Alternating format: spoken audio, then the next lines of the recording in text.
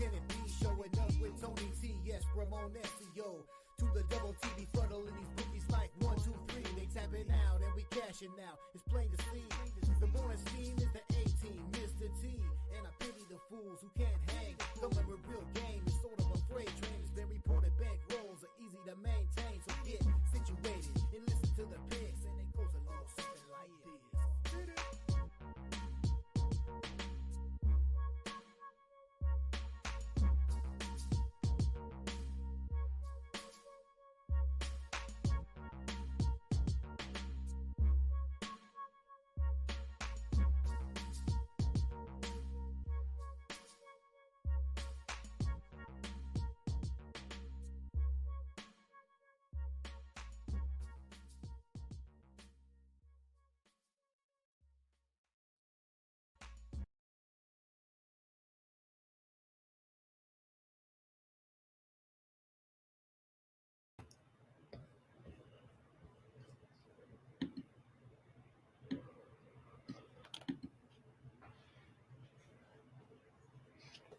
And a pleasant good morning to you from Tony'sPicks.com. This is Ramon Scott, and welcome to the Morning Steam for Friday, January 5th. We've got a big NBA card to talk about tonight, as well as 5 games I've selected in college basketball today off our 4-0 performance yesterday in college hoops. All totals, all came home a winner.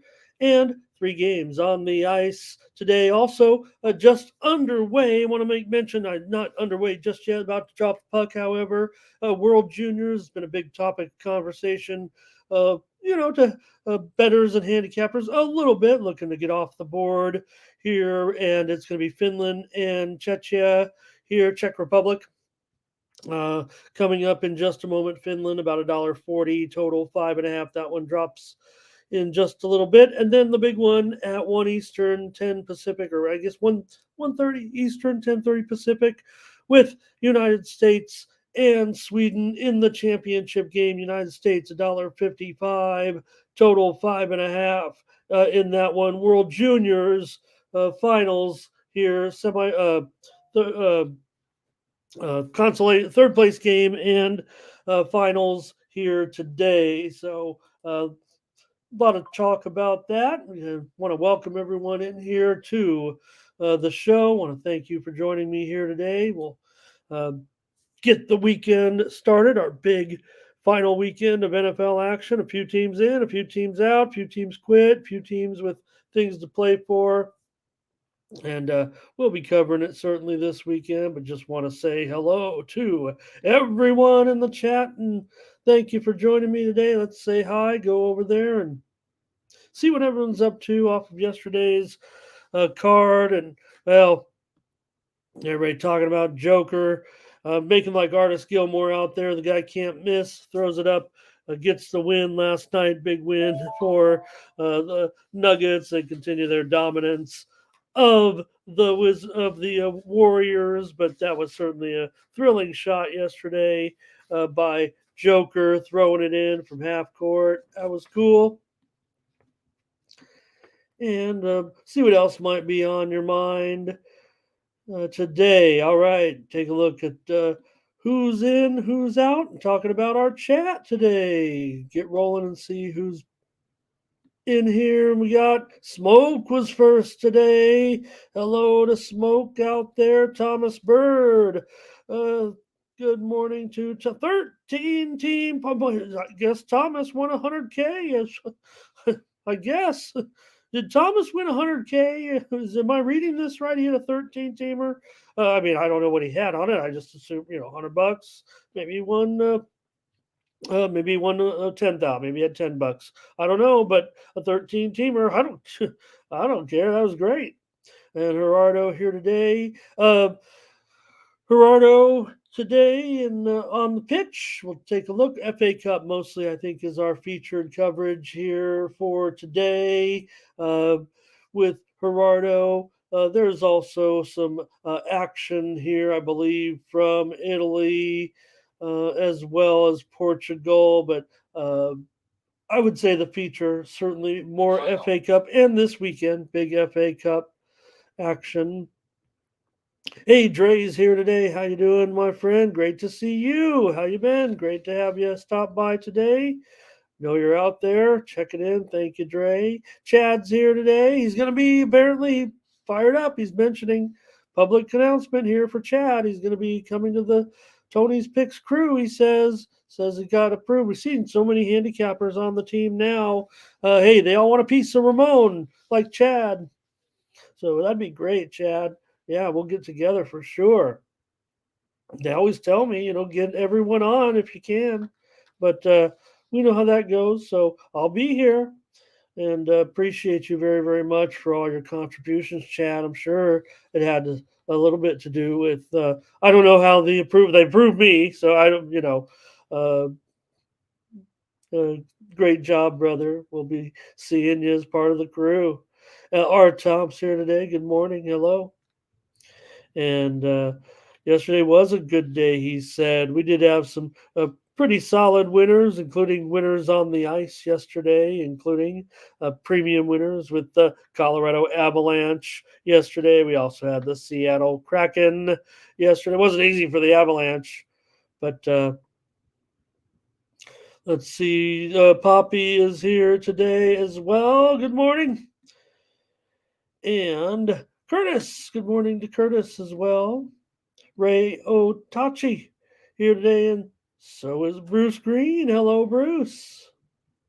I think he's already ready to roll with that big Pacers total. I think if you had to look at the betting headlines today, that could be one of the storylines. I would think would be the total in the Hawks Pacers game. We continue to see a new record every once in a while, right? Or every week or two at this point. But I would think if you're looking for some sports betting headlines, the total in the Hawks Pacers, we're looking at a new record setting total. Actually, it looks like we've already set the record and the total's gone down in that game. So I think if you had to quantify it right, I think 264 and a half. What did it get up to? That would be the highest total I would think ever recorded, but it is currently not there now. 264. I don't know if there was a 264 and a half. Maybe there was. I don't know if you guys saw it, but I don't know if I'm showing one. But nonetheless, it's come down. So I don't know if we're on that record anymore. So yeah, look. I mean, even I tried to go with the Dolphins at least to cover the game here. Let me fix my Thomas Lewis shirt here. But I've given in. I'm all about the Ravens. I mean, not that I just thought Miami's explosiveness would keep them competitive and maybe help them graduate to that. I've said this, Trey. One thing I've started to say this week, right? We're pulling it. Pins. What are we doing here with the coach of the year situation, right? We're talking about all these 9-7 guys, 10-7 guys, 9-8 guys for coach of the year, when the coach of the year is right in front of them. I mean, the thing about this Ravens club, Dre, right? Okay, Lamar Jackson, a former MVP, right? But nobody thought Lamar was going to come back. And I mean, we hope he would come back and have a huge year, right? Like this, an MVP year. But there was no guarantee of it. They're already in a tough division with Super Bowl contender Cincinnati, rising Cleveland, always tough on everybody, Pittsburgh, right? And who do they do it with? Lamar, right? Remember, injury early in the season in the running game, right? Who are these receivers to a certain extent? Yeah, we got a couple of standout, but in the terms of who they are in the scope of all the wide receivers in the game, the Ravens receivers don't get any respect. Who gets respect? Mark Andrews. Mark Andrews, he's been injured half the time. And they've done it with their other tight end. It's all about scheme for these Ravens. And, of course, the great defense. John Harbaugh is easily the coach of the year. I don't know what plus, remember, all these other guys that we're trying to promote to coach of the year, we're all they've all made goofball mistakes. John Harbaugh doesn't quite make. You tell me. I mean, they're you know.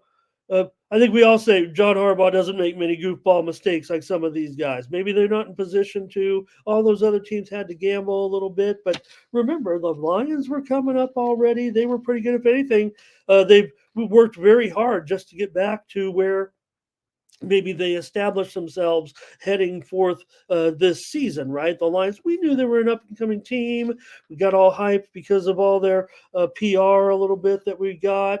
Stefanski, I thought the Browns were supposed to be good, right? Deshaun comes back. Here's the thing about Deshaun now. I mean, we're not putting him in the rearview mirror or anything. We got the Flacco situation. Remember, Deshaun was 5-1 when he was in there. But nonetheless, the man is John Harbaugh, Coach of the Year. Maybe they will see through this and he will be right. But these other guys, there's all these little not quite there. And to me, I think he's done incredible things with certainly a championship roster now looking at it.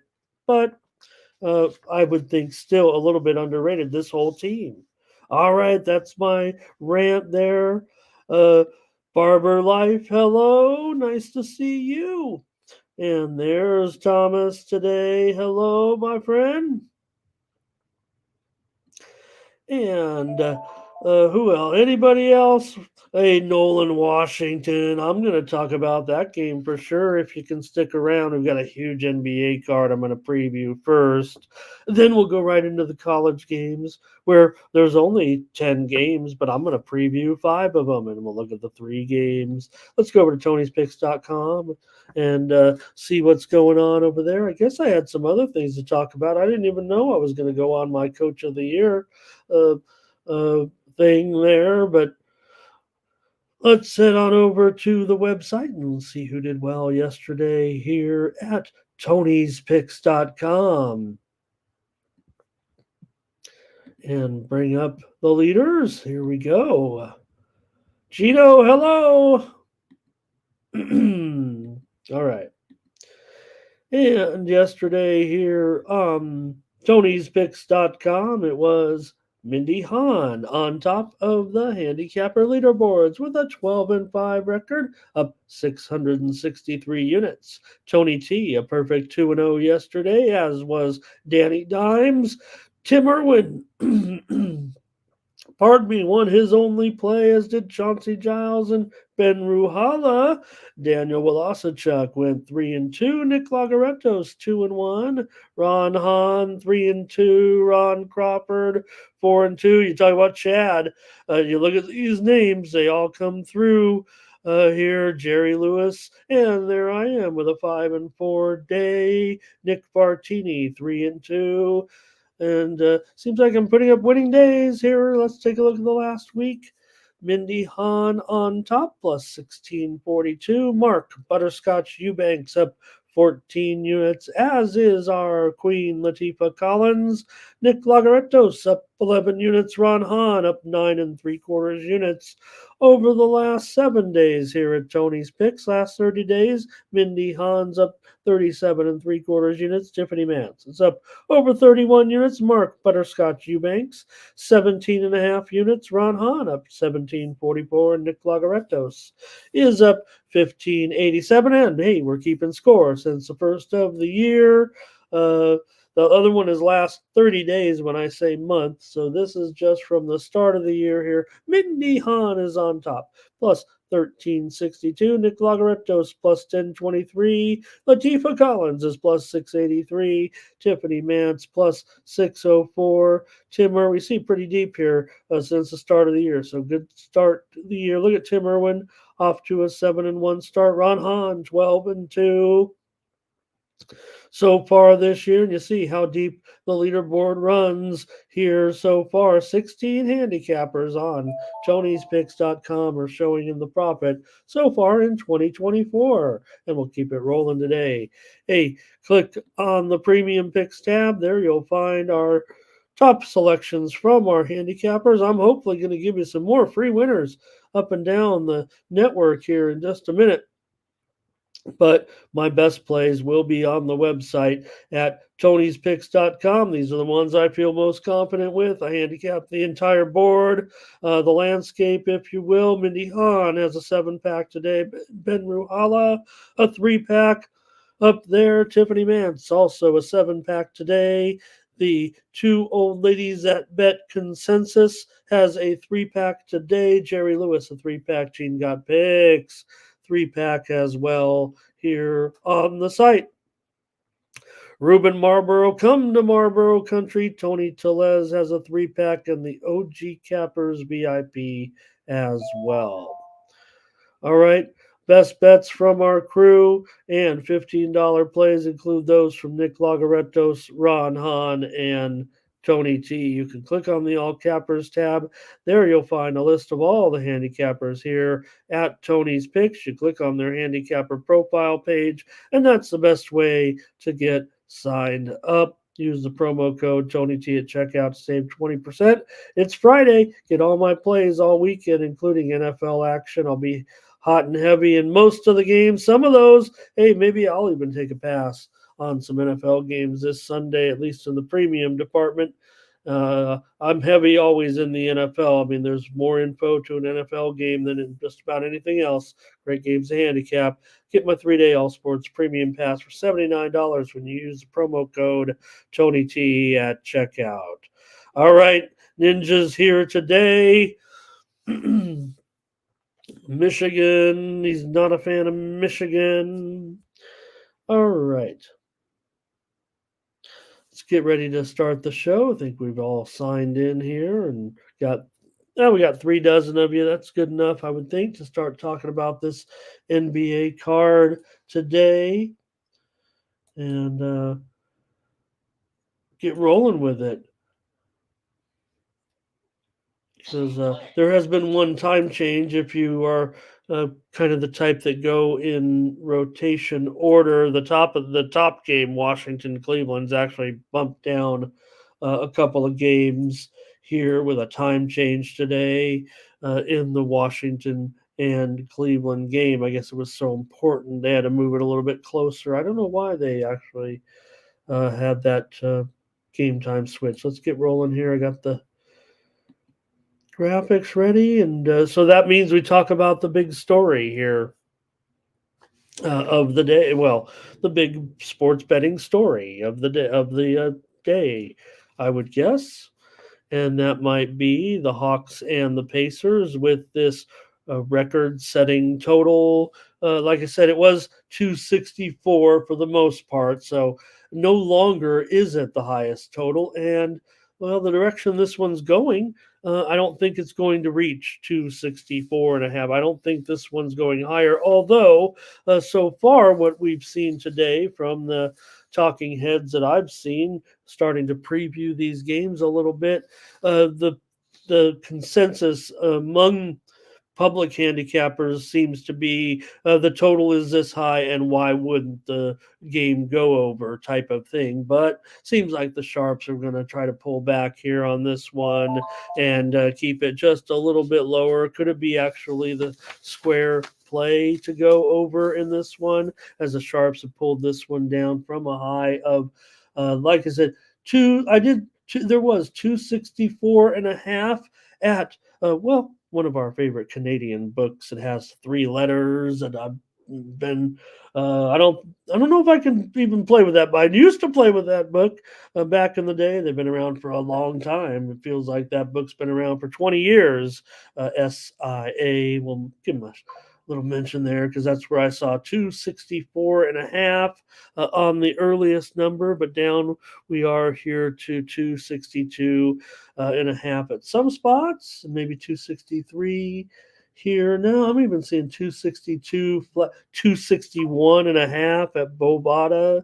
So how are you going in this one? Maybe we could talk about the side a little bit, start to get into a few trends, but like I said, I think the story here has to be this total record setting. The widely reported steam did come in on the under. So Looks like bookmakers just trying to get out ahead of it with the incredible scoring prowess of the Pacers, and you're going to get up against an Atlanta team. They're not anything special. We've made fun of them quite a bit, actually, for some of their lack of success, especially against the number.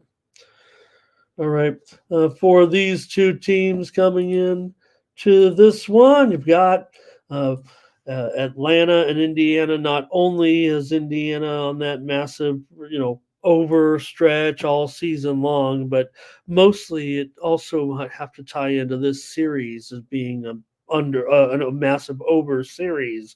So not only does Indiana come in here with a heavy ledger full of overs this season. In fact, the Pacers have gone over in 22 of their 34 games this season.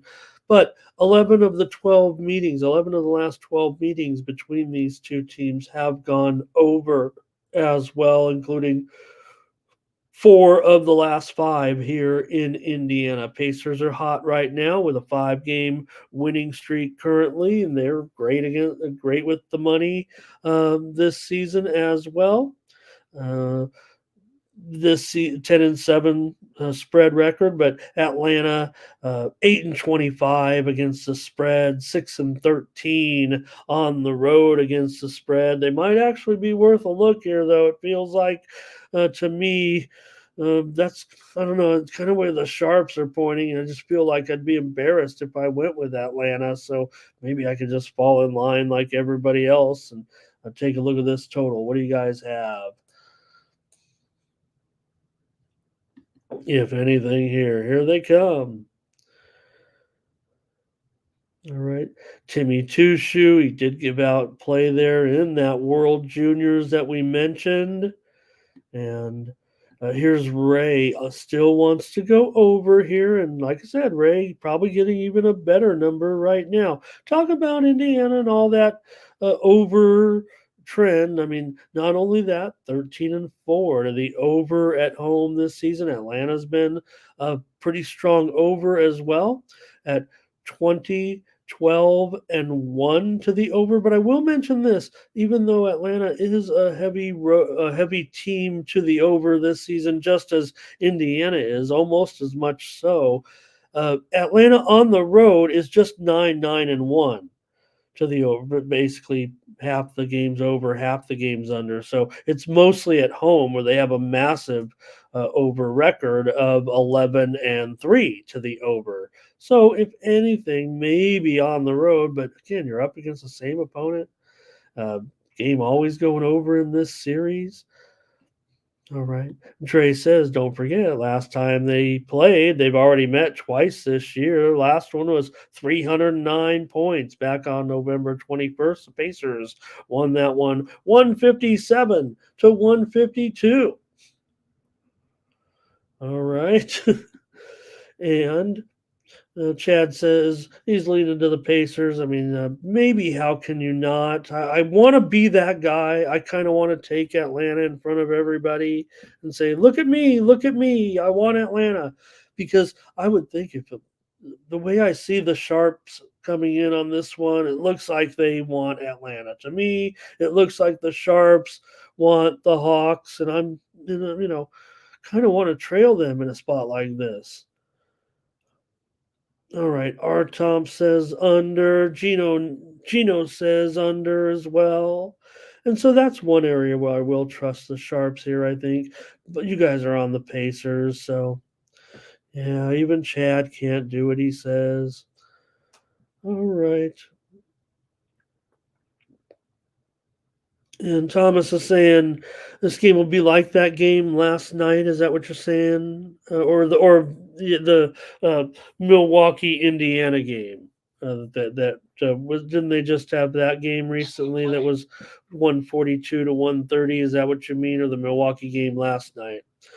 All right, Jamal here on the Pacers. I'm not going to go against all you guys and take the Hawks here. I'm not.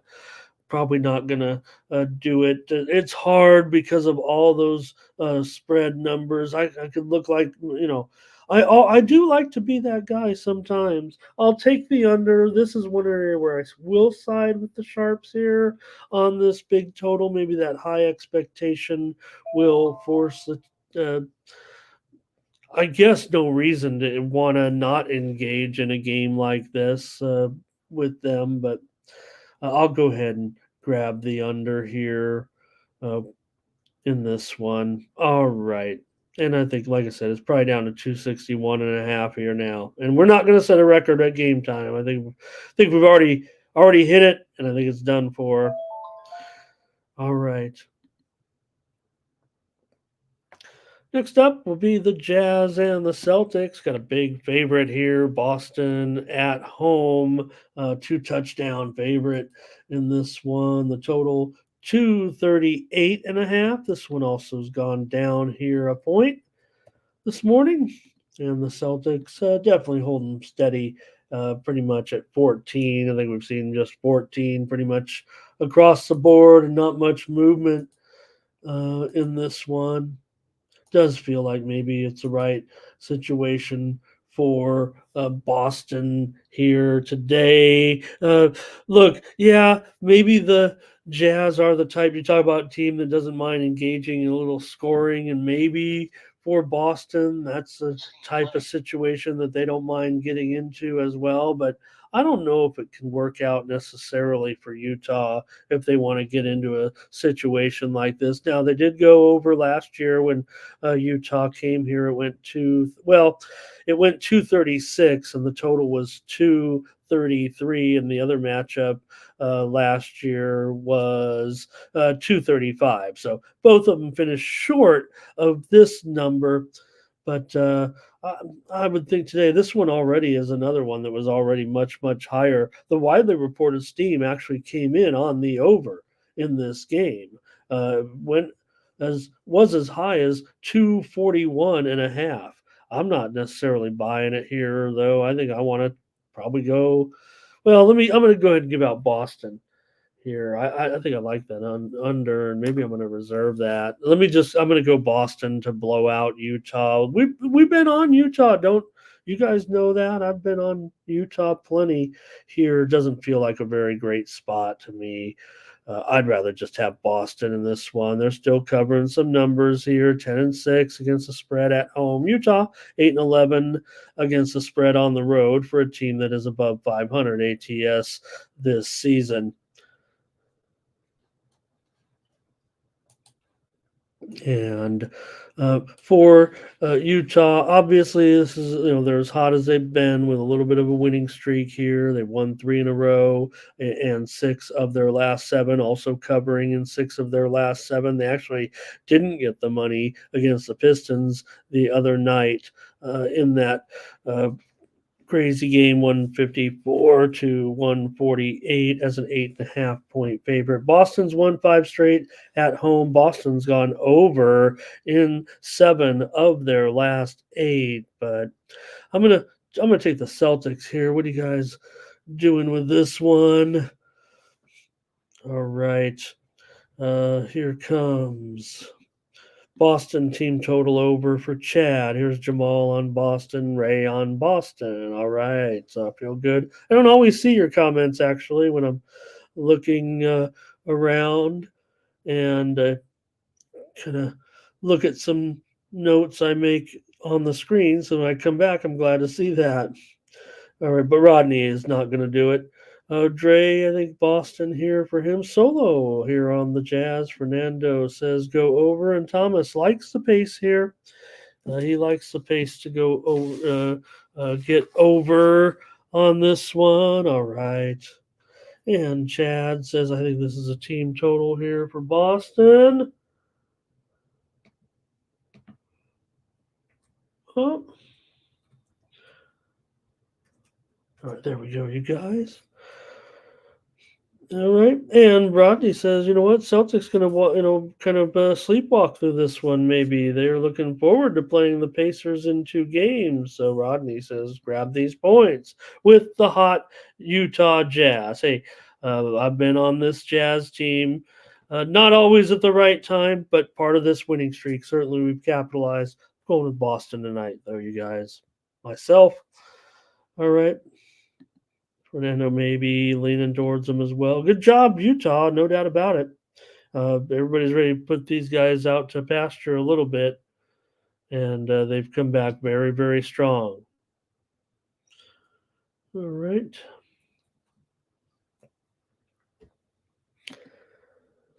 How about the Wizards? Here's the Wizards and the Cavaliers now. This one again, this was the top game of the rotation, 555, 557, 558, with the Cavaliers here, a double-digit favorite at 10, 10 and a half, maybe down to 10 now, and the total 239. I'd call it 10 and 239 for Cleveland here in this one.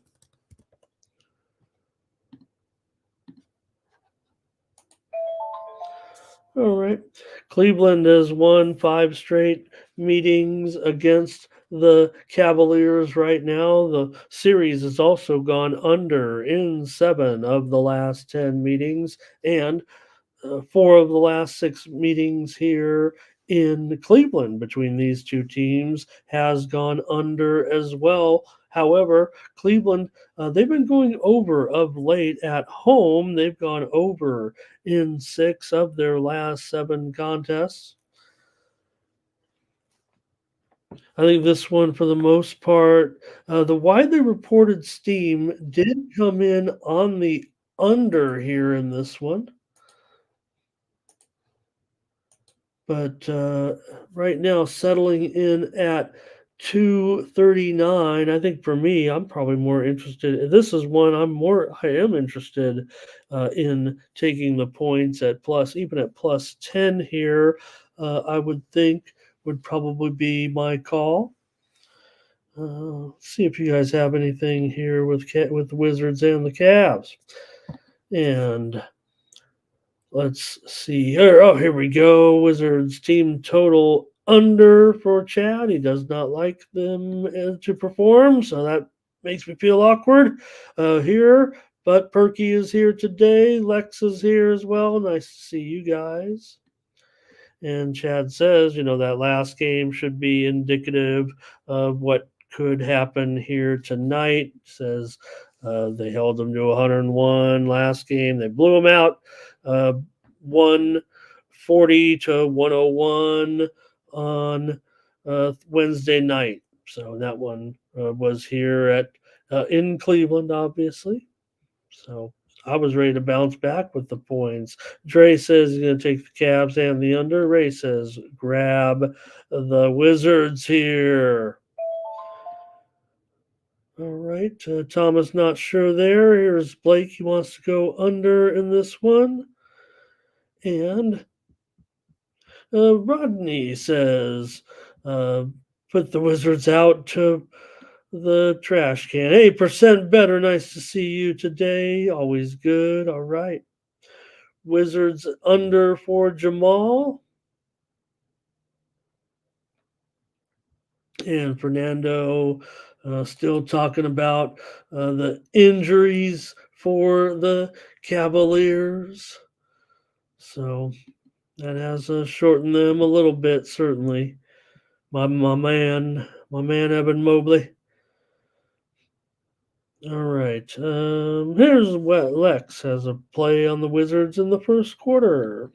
I'll try the Wizards here today. I'm going to take those 10 points with Washington.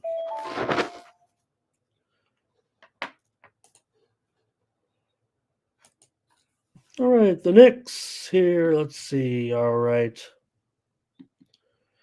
Here comes the Knicks on the road at the Sixers, and the Sixers are going to be 6 or 6.5 point favorite here at this point. Let's see what we got. Right now, I'll show 6 and 231.5. The widely reported steam did come in on the over in this game, and that's driven this one up a bit here. I wasn't sure that I was really into the move too much with these two teams going over at this point. Now, New York has gone over in 10 of their last 13 road games, but this series has been kind of an under, especially when they play here in Philly. 17 of the last 25 meetings in Philadelphia have gone under between these two teams. Philly hot right now at home. They've won 7 of their last 8 games, including 7-1 at home against the spread. Doesn't matter what kind of points they're laying. The Philadelphia 76ers have been good at covering the spread. Not only are they a top team, but they're covering numbers. I mean, talk about motivation. You're not really going to find a lack of motivation with these guys this season at all. 13-4 against the spread currently at home. Knicks haven't been terrible, but just Sixers, man, just continue to mash in this role. Let's get your comments.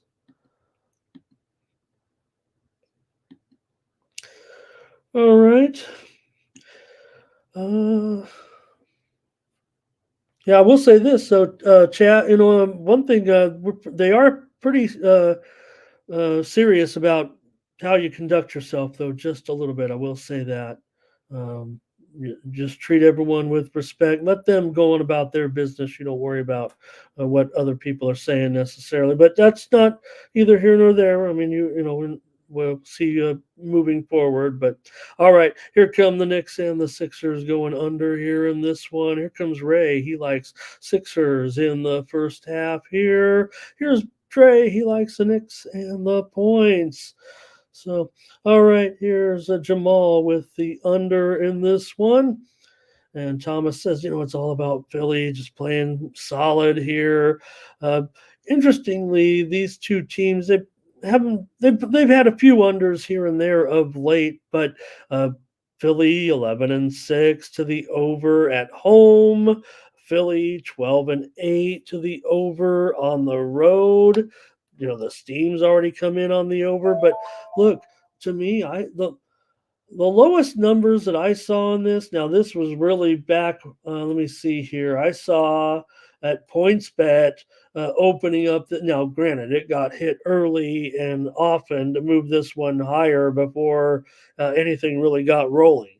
But yesterday afternoon, PointsBet opened this game at 223.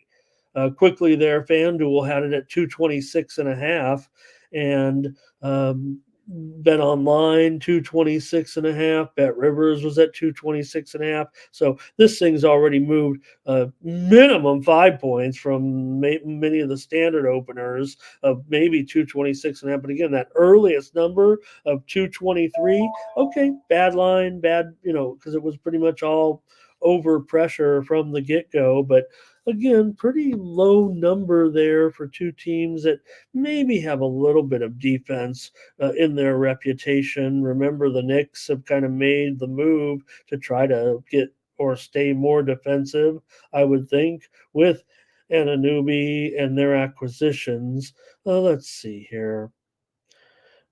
And anything else with this one? All right. All right. Nope. No, nothing else here for you. Obviously, I'm on the under here. If you couldn't figure it out with the Knicks and the Sixers, I'll give all the respect to the Sharps here.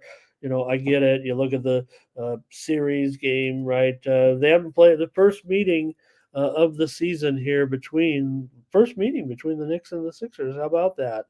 But last two meetings between the two did go over, but funny, the last meeting back in July, the total in the game was 186.5. Was that July of 1989 or something? All right. All right. Appreciate you guys on that one. Here comes the Thunder, and they're taking on the Nets today. Here, the Thunder and the Nets, two teams that certainly we've made some money on this season.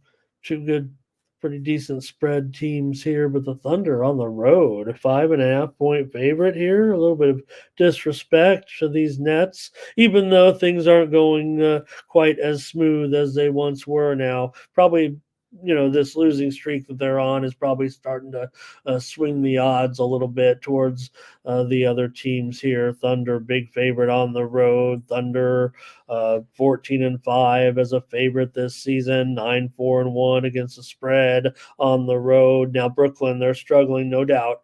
I think they've covered one of their last 10, but they are still 11-5-1 at home. Whether they're broken or not, maybe this is the end of it. We're seeing 5.5s here across the board, pretty much, and the total 234-ish. So nothing really on the injury front. If anything, got a couple on the nets here with Walker, probable, and also. I don't really have anything significant on the injury front here necessarily with these two teams. It looks like a pretty clear bill of health.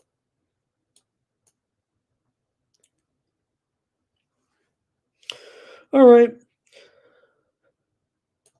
For the Thunder, they have won the last 5 trips here into Brooklyn. Again, these two, meet just twice a year. Brooklyn has gone under in 4 of their last 5 games. OKC's been mostly an over team. They're 11-7 to the over as a favorite, 19-13 to the over overall. Brooklyn has gone over in 5 of their last 7 home games. Oklahoma City covering numbers right now, no doubt about it. They've covered 5 of their last 6 games. The game they didn't cover was that loss to Atlanta a couple of nights ago, 141-138 on the road. Nets during this losing streak, they've lost to some bad teams, including the Washington Wizards. So, okay, see if you guys got anything here. I think I know where I'm headed in this one. And let's take a look. I see some Nets. I see some Thunder action too here with Jamal Jones. Thunder here on the money line. Here's percent better. Says, give me the Thunder. Ray Otachi says, how about Nets first half? And here's Dre on the Thunder. Looks like Perky going to be on the Thunder here. Sounds like he laid it at -2.5. Oh, he bought it down, though. I did see an opener as low as 3.5 at points bet, but that didn't last too long. All right. I'm going to take the under here in this one.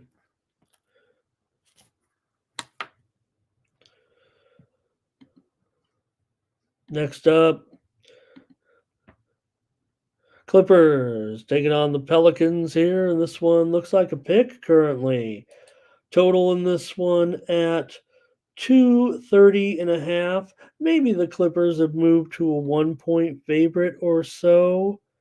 I would say it's an overwhelming favorite. There's still some pick'ems out there, but with the total here moving up to 230.5, let's give it a little update. Maybe it is moving towards the Clippers slightly. So let's call it that right now. And dig in a little bit with these two.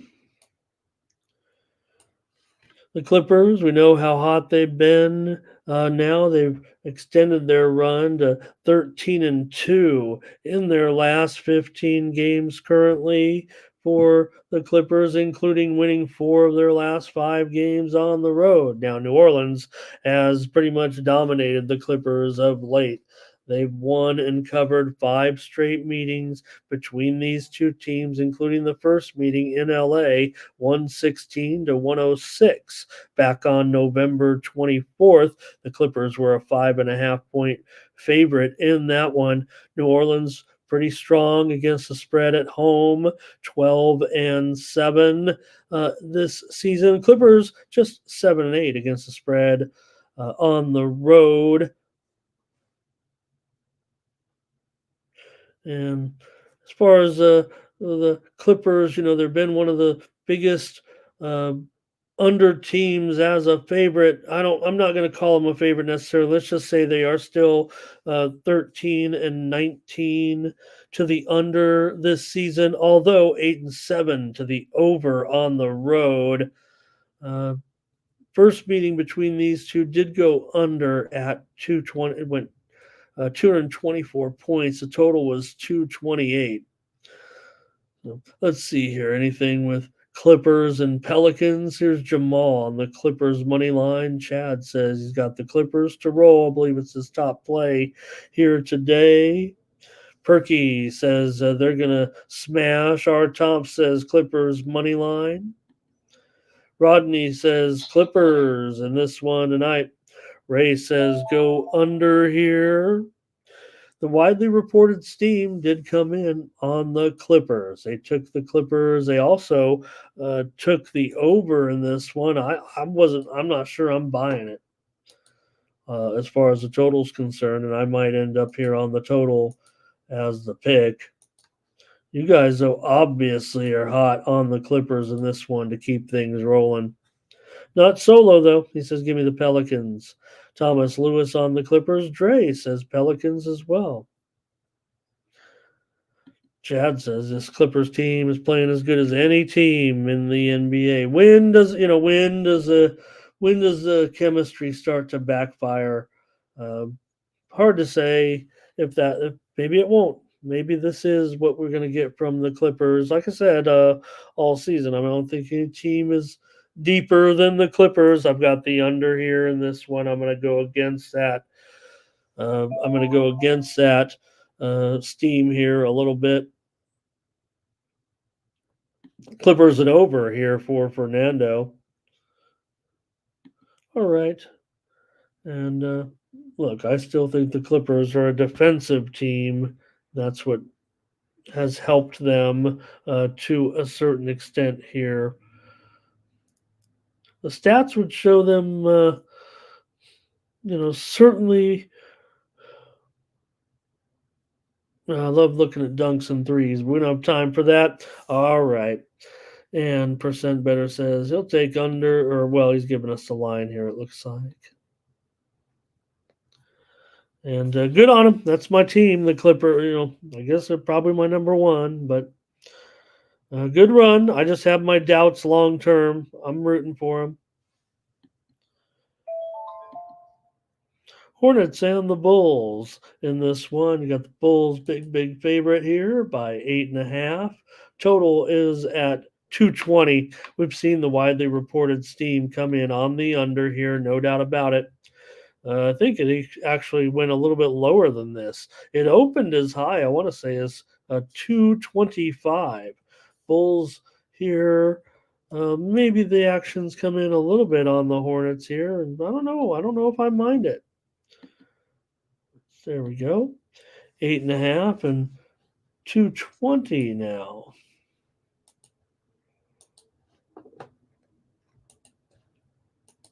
With Charlotte and Chicago. I could see why maybe the Sharps were pounding the under here a little bit. I wasn't quite sure now at 220, but look, Chicago's gone under in 5 straight games at home. This series has gone under in 5 straight games. 7 of the last 9 meetings between these two teams in Chicago has gone under. So plenty of reason to think with the way things were trending, maybe that's why it's gone down. I saw it as high as 225.5 at PointsBet here, and now they're all the way down to 2. I thought I saw 219.5. I can't prove it at this point, so we'll just call it the lowest point here at 220. Too low for me. I mean, even I get it. Maybe this is going to be, that game, but I'm just going to take over as my play. I understand. Maybe that's where the way this one's headed. I mean, these two teams have been going under quite a bit of late. Charlotte is 10-7 to the over on the road, but can't argue that most of these games of late with these two teams, not just between these two teams, but Charlotte's gone under in each of their last two games. A game against Sacramento, just 215 points. The game against Denver, remember, Charlotte only scored 93 points. And as far as the Bulls, they just had that game against Philadelphia where they scored 97. And before that, they had held Philly to 92. Their last game against the Knicks went for 216 points with a total of 220.5 for another under. They're on a streak of unders right now, as I said, are the Bulls. So I'm still going to go over in this one at 220.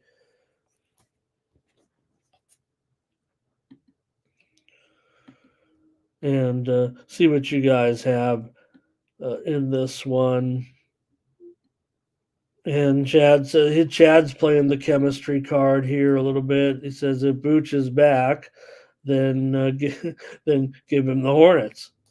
I'm actually probably leaning Hornets here in this one, but Levine, we're expecting him to be back finally in this one, and Booch is probable. So guess Chad's on the Hornets. Dre's on the Hornets here as well. Jamal will take the Bulls on the money line. Looks like Ray is going to be on the Hornets. I think we're expecting Levine finally back. We could make fun of him. Let's see. If he kind of turns this Chicago situation, you'd think he'd improve it. If anything, the Bulls' little run here of success. Now, granted, they've lost 2 in a row, and it was mild. It was a mild run, to say the least. Thomas Bird, take the points. Mike says, take the over. And Lex says, no way, you got to take the Hornets here. He says, you got to take the Hornets here. The Bulls shouldn't be giving 9 points to anybody, pretty much. Jamal here, Hornets money line. Want to say hello and welcome to Jackie Morris. Pleasure to have you here, Jackie. All right. And that's going to do it, I think, on that one. I'll go ahead and take the over here. Just going to fade that steam a little bit. I understand all the trends here seem to be running under and all that. I'll take the buyback. Give me the over. Timberwolves and Rockets in this one. Pretty hot matchup here, I'd say, with Minnesota still continuing to roll. We were on them, of course, last game for sure.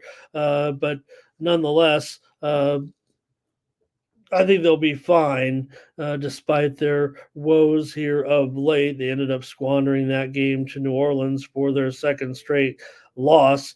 They also lost to the Knicks, so they're in a bit of a rut here. But I don't think there's anything necessarily wrong with the Timberwolves. Maybe they've been overachieving here for the most part. They've also run into a little bit of a difficult schedule of late. It's Houston that has won 2 in a row. Yeah, they played Brooklyn. Yeah, they played Detroit. But it's been all fun for Houston here, 19-11 against the spread this season. Timberwolves have now fallen to 7-9 against the spread on the road, and they've covered just 3 of their last 10 games right now with this a little bit of a dry spell.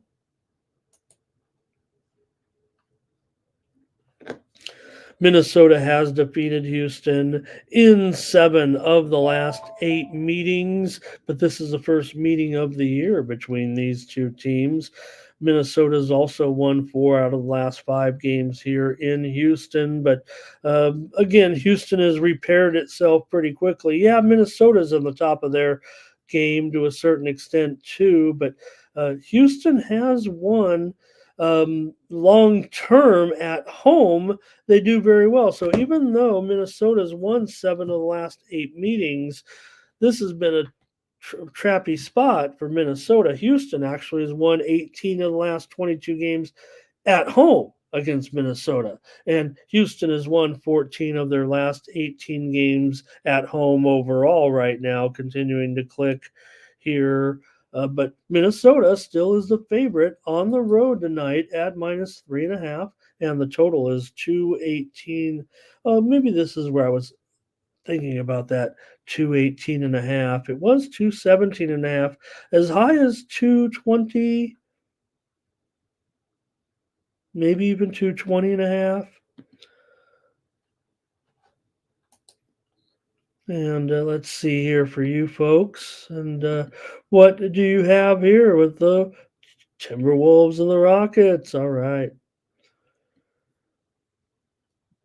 Thomas is on the Timberwolves here. Chad has it kind of a toss-up. Dre says he's willing to lay the points here, I believe, with Minnesota. Lex is going to work this spread a little bit here, it sounds like.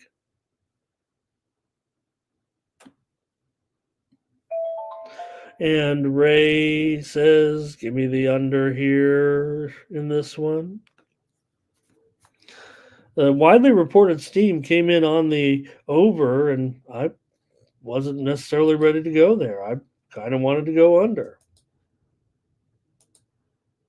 I think I can still do it. I don't see anybody getting too hot and bothered with the total in here, Ray, but Ray's on the under, and, well, that's the way I was kind of looking. So I'll probably end up on the under here. Ray likes it. Thomas does have some concern about the injury report in this one. I don't think it's a significant report necessarily. You have Eason still questionable here. Brooks not ready to come back, of course, yet. Jalen Clark out. I think we knew that. So I would say not much here on this report, but I'm going to take the under in this game. Rockets and Timberwolves at 218.5. That's the low total of the day. How about that? All right. So move on here with the Trailblazers taking on the Mavericks in this one. The Mavericks, a double-digit favorite here at -10.5 and 239 currently. Double-digit favorite here is the Trailblazers in a familiar role. Dallas has won 9 of the last 11 meetings between these two teams. It's been the Blazers that have been okay against the number, especially when getting double digits. They are 9-8 against the spread on the road. I think more significantly here, 6 of the last 7 meetings between these two teams have gone over. The widely reported steam did come in on the over. Dallas doesn't always feel like the best team when laying big numbers, but they're 7-9 against the spread at home. 6 of the last 8 meetings here between these two teams in Dallas have gone over. And these two teams, of course, just met a couple of nights ago. Dallas blew them out 126-97. They also met back in December for a couple of meetings, and Dallas won both of those and got the money as well. So Dallas 3-0 against the spread against Portland already this season. Kind of feels like they might even do it again tonight, you guys. I might be willing to lay some lumber here with the Mavs. Tough one. What are you guys up to? Let's take a look. And team total over here for Chad for the Mavs. Thomas says he'll grab Portland tonight, it looks like. Ray on Dallas. And to me, it feels like the Sharps have been on Dallas. No, I don't think the steam has been too heavy in this one, but I kind of want to fade them if they want to take I'm sorry, they've been taking Portland, and I have not been impressed with the move This one opened as high as 11.5, I want to say. Yeah, 11.5. 12 at Bet Online. So I'm going to lay double digits here. I'm going to take the Mavericks. They don't feel great as far as wanting to lay these points, but man, they just covered again the other night. They just covered 11 points here the other night against these guys, held them to 97 points. I'll try them again. I'll try them again here.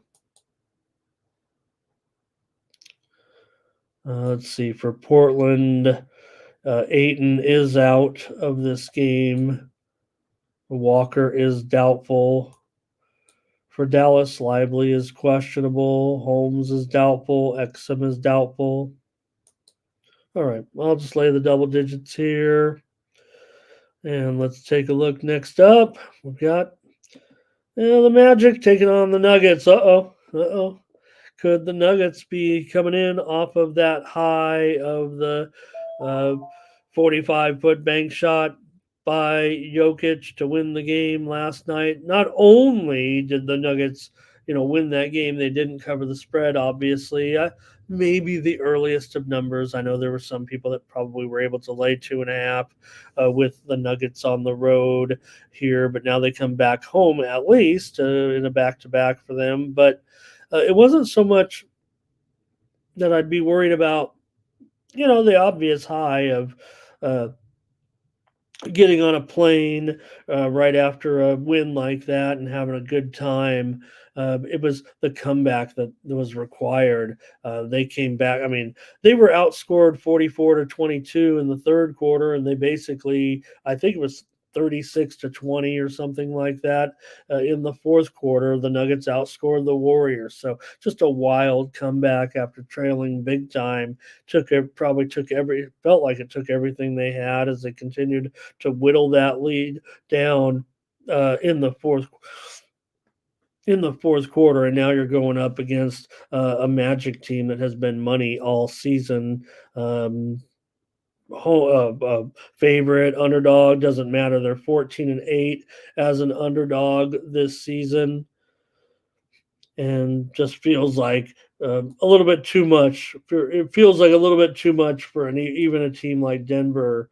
Again, who they crush at home. They're not always great at getting the big numbers. They are 9-7 against the spread at home this season, but Orlando's covered the last 5 meetings between these two teams. Denver's on a roll, no doubt, having won 8 of their last 9 games, but they've also talk about Orlando covering the spread in their last 5. Denver's won the last 5 meetings here against Orlando in Denver. It's just usually they're just laying too many points. They played each other back in November, and Orlando got the money in that one. In fact, Orlando won the game 124-119. So I've got to go with Orlando here, you guys. I mean, Denver coming off that big high of a win, and Orlando probably beat them back here. They've been waiting for them to come back. Orlando's on a 3-game losing streak.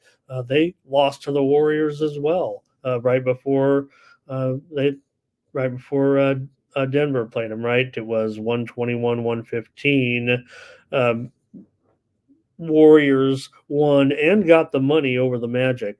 But even though in that 3-game losing streak right now for the Magic, they did get the money against the Kings and the Suns here. They'll continue their road trip. Fourth game of this road trip. They spent New Year's Eve and New Year's Day on the road, but I'm taking the Magic here for sure. All right. And here comes some opinions on the game. It's going to be Chad says he can only look at the Magic. Art Tom says, give me the Magic plus the points. Chad talking about that big comeback there.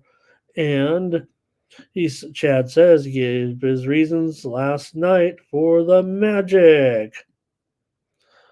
And let's see here. Thomas also talking about the big comeback. And anymore. Ray, I think he's going to lay it here. Magic coming off the double OT game against the Kings. Good point. Good point. I made the point that they're at least waiting in Denver for Denver last night. They were already here in this one. And Rodney says, go ahead and, check that injury report today, because when you've got Hans and Franz here, it's a big injury list for Orlando today, no doubt about it. Banchero is probable, but you got Jonathan Isaac out for this one, Joe Ingles out for this one, Gary Harris out for this one, Franz Wagner out, Markel Fultz out. Big time injury woes here for Orlando.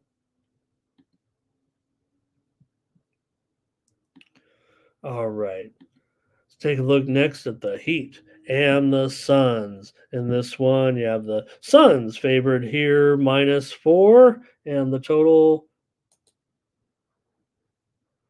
229.5, maybe 230 right now in this one with Suns and Heat.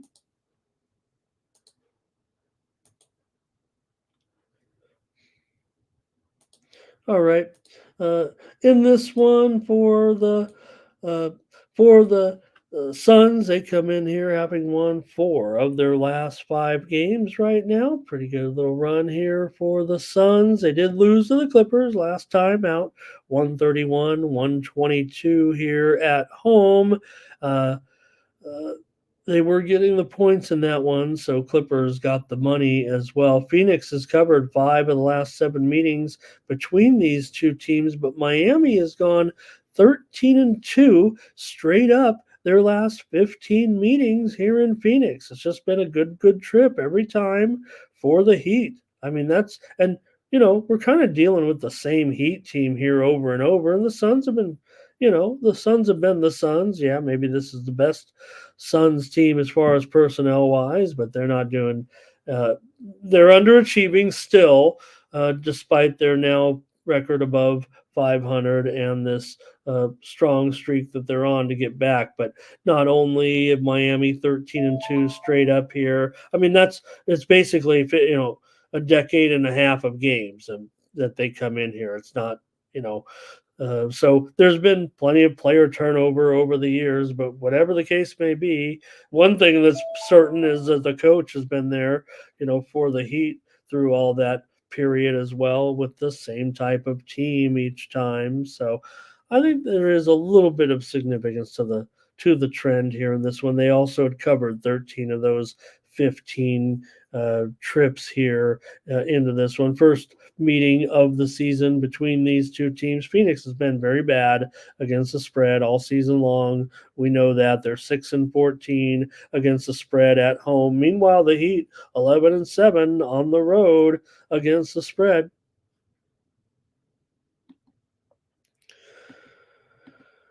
Here's Chad. He loves the Suns here in this one. I think we could probably get a little challenge here for the Chad challenge going. He says, "Oh well, he wants to hold. He wants, Chad. He likes to make sure all the personnel is ready to go. So I don't think we quite will have a Chad challenge after all. We don't know about KD at this point. That's no Jimmy Butler either. We know that for sure. KD questionable coming into this one." And so Chad says everything's dependent on KD. So Dre will lean to the Heat.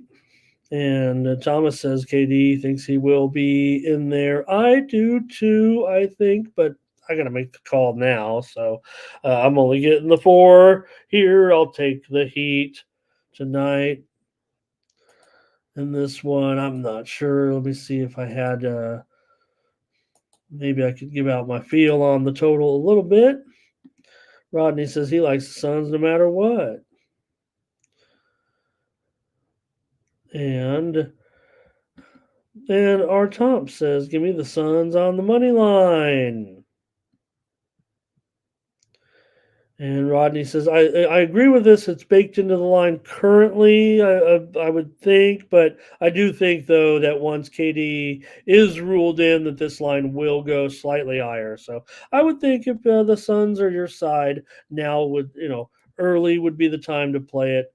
I do think it will still go up here. Yeah, I don't have anything on the total. All right, just give me the Heat tonight. I like the Heat.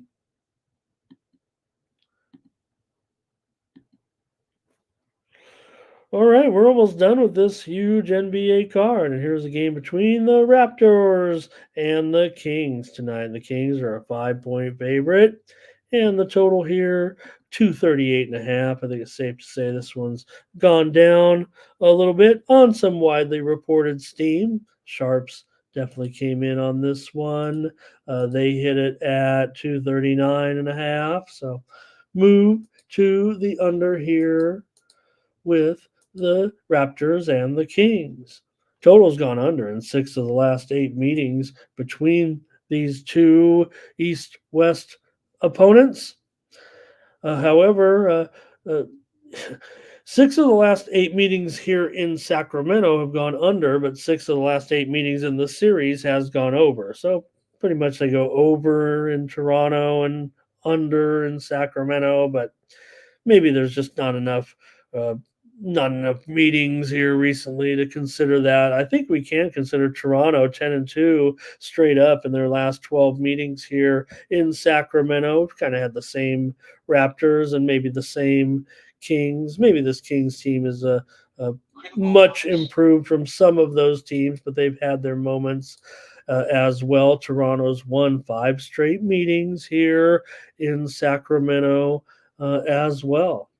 So for the Raptors, they've come in having won 2 straight, including a road win at Memphis. We had the Raptors as a premium pick, if I'm not mistaken, in that game. We liked the Raptors there. They also defeated Cleveland and covered the spread at home. A little bit of life here, if anything, since the trade.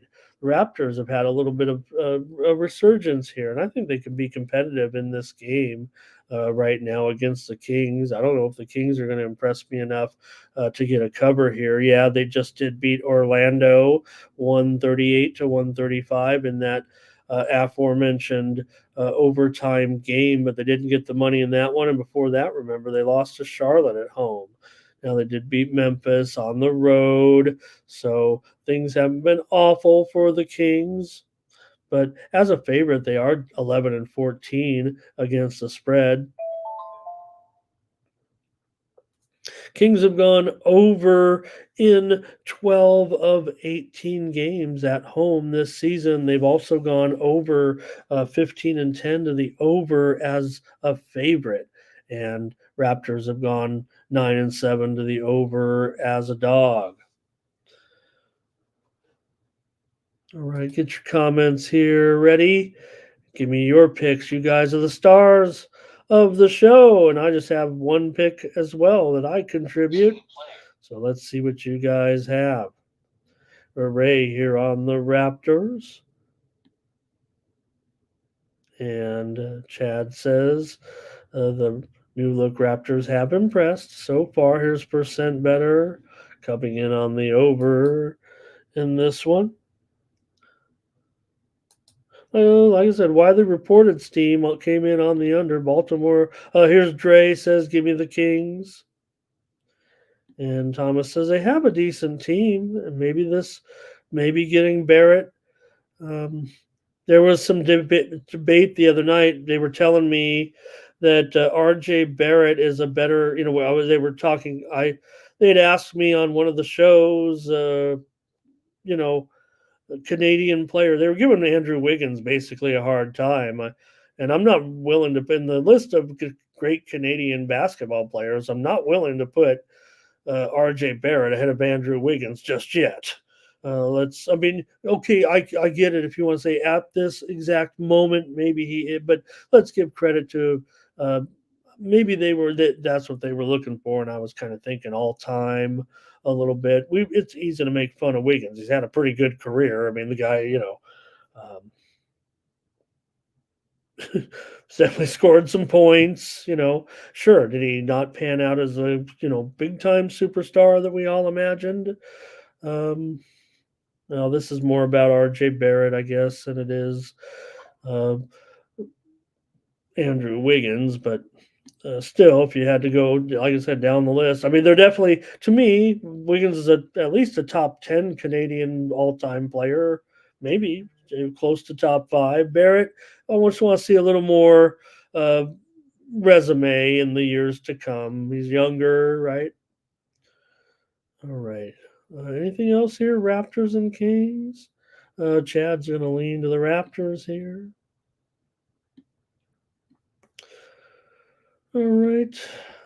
Yeah, that's still pretty good though, right, Chad? Average 19.5 point game, 19.5 points a game for a lengthy career, right? Uh, if you told me, right, if I could draft, when you draft top five, top 10, maybe you are expecting you could always get a breakout player. If you draft a player around number five and you can get 10 years out of a player at 19.5 points a game, probably made a pretty good draft choice. Sure. Do we all want the next superstar?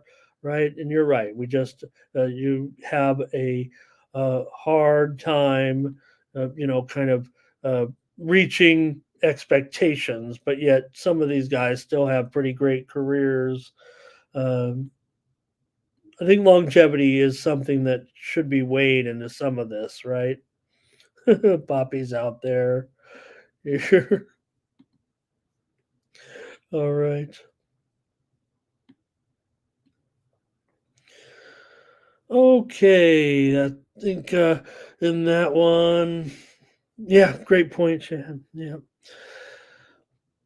but again, like I said, even on some of those top picks, right?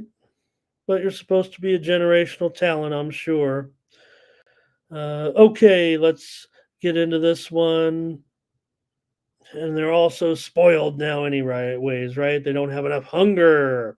Oh, did I make the call? I'm on the Raptors. I think you guys got the feel of my pick. I'm on the Raptors today against the Kings. Plus those points. Let's take them again. All right. Well, let's try this one with the Pistons. It's been a bummer. The Pistons have kind of reverted back to their form a little bit here and look pretty bad, but that's all right. Still here, Pistons coming back here after a couple of pretty bad losses. Actually, they got the money against Utah. Remember, they were battling in that game all the way, the 154 to 148 game a couple of nights ago. The Pistons got the money in that one. So even though they've lost 4 out of their last 5 with that monumental victory in there against Toronto, they've covered 4 out of their last 5. So good job, Detroit. Still hanging in there. But let's give them plenty of credit actually for what's going on that one game against Houston, coming off the high of the victory. Notwithstanding, they were able to get the money the next night. 10 and 240.5 here, it looks like, for the Warriors being favored. Who's going to trust the Warriors against our Pistons to cover any numbers? The Warriors are awful against the spread, 6-11-2 against the spread at home. They like to walk through games, don't they? Come on, the Pistons can hang in there and get another number here, I'm sure, in this one night, can't they? I will say that Detroit has gone over in 5 straight games currently. 5 in a row on the road have gone over. Golden State's gone over in 4 of their last 5 games at home, and 4 out of the last 5 meetings between these two teams have gone over. They've already had their first meeting this year, and it went over. Golden State won 120 to 109. They got the money back on November the 6th as a 9 point road favorite at Detroit. They're a 9 point favorite, and they're only a 9.5 point favorite here. But oh boy, I kind of want to take the Pistons. If no one in the chat does, though, I don't know if I can uh, do it here. Maybe if Chad does, we'll see. Let's see what's going on here with you guys. All right, what do we got? Chad, he's leaning. Here's Dre, Warriors, and over in this one. I think Dre and I were not. I don't know if I'm feeling it uh, on that one with Dre. Yeah, there has been some over buyback of late. I was feeling heavy. I think, on the under, though. Probably was going to save it here and try to take these Pistons. And hey, Monty Williams hasn't gotten fired, but of course he's making a lot of money. Detroit will run up that score. Meaning, I think what Thomas is saying is they don't have any choice but to give up a ton of points. They've gone over 13-5 to the over on the road. Golden State 12-7 to the over at home. These two teams have combined 32 and 26 to the over. Ray wants to go under. I kind of want to, go under as well. Chad says, "Give me the Warriors to cover." I don't know if it's Chad challenge though. I don't know. I'm gonna go ahead and take the Pistons here, Chad. I don't know if we haven't had one in a while, so maybe we just need one. I don't know. R. Tomp says he'll take the Warriors, but just lay him on the money line. What are they, 380 or something here? And don't forget Warriors on the back-to-back as well, off of the loss. So you can kind of look at it two ways, right? We say, well, the Nuggets were on a high. They had to come back from 20 points down. Could they have a letdown today at home against a team like the Magic that covers a lot of spreads? Now you have a Golden State team that maybe a loss won't bother them too much. I think we got a little bit more information yesterday also about Draymond Green. Would be allowed back in the facility now. We're getting real close, it sounds like, to getting Draymond back in the fold. How will that affect? I think we'll see good Draymond. I think he'll be on his best behavior until he's not. Right? All it's going to take. Granted, we want to give all these people credit, that it is serious when you go into this training, if you will, for anything, right? You're supposed to take it seriously, and you should take it seriously and realize that, you're not supposed to act like that. I think that's what they probably have to get through to this guy, right? You're in a professional business. And that's how you have to win. His attitude is always going to be, I do whatever it takes to win. But cheating or circumventing the rules, if you will, that's not how you do it. That's not the proper way to do it. He's paid, he's losing, I believe, something like $145,000 per game every time he misses a game. So, okay, Pistons about to clobber him.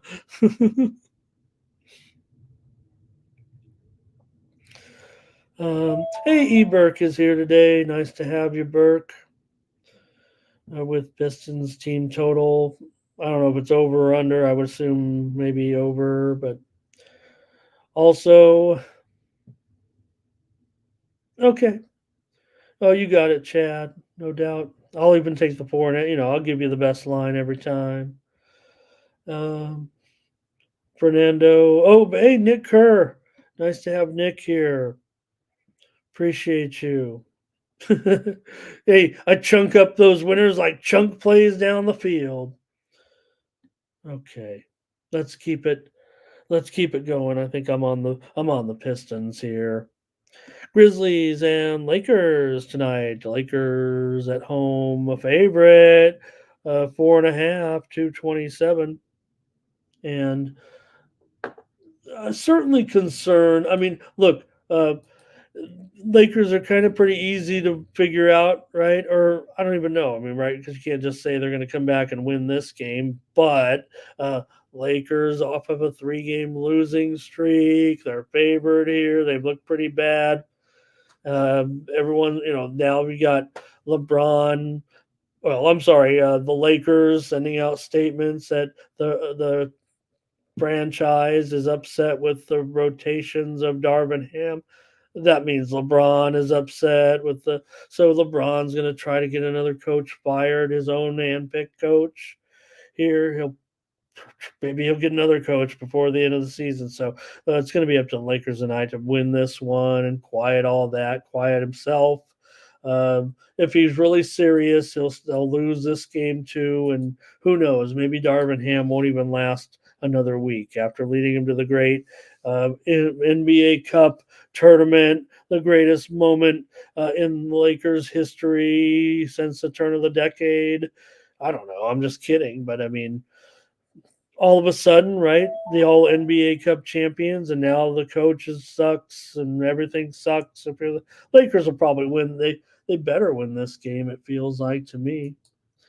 But it's a disaster here at this point. The headlines are starting to come out, and we'll just see where it goes from here. But the Lakers are in a funk. Memphis is also not playing very well. These are two teams playing pretty bad here currently. And Memphis maybe, got off to that great start with Ja, but now they can't cover anything. They can't even win anything. The only team they beat in the last couple of weeks is San Antonio Spurs.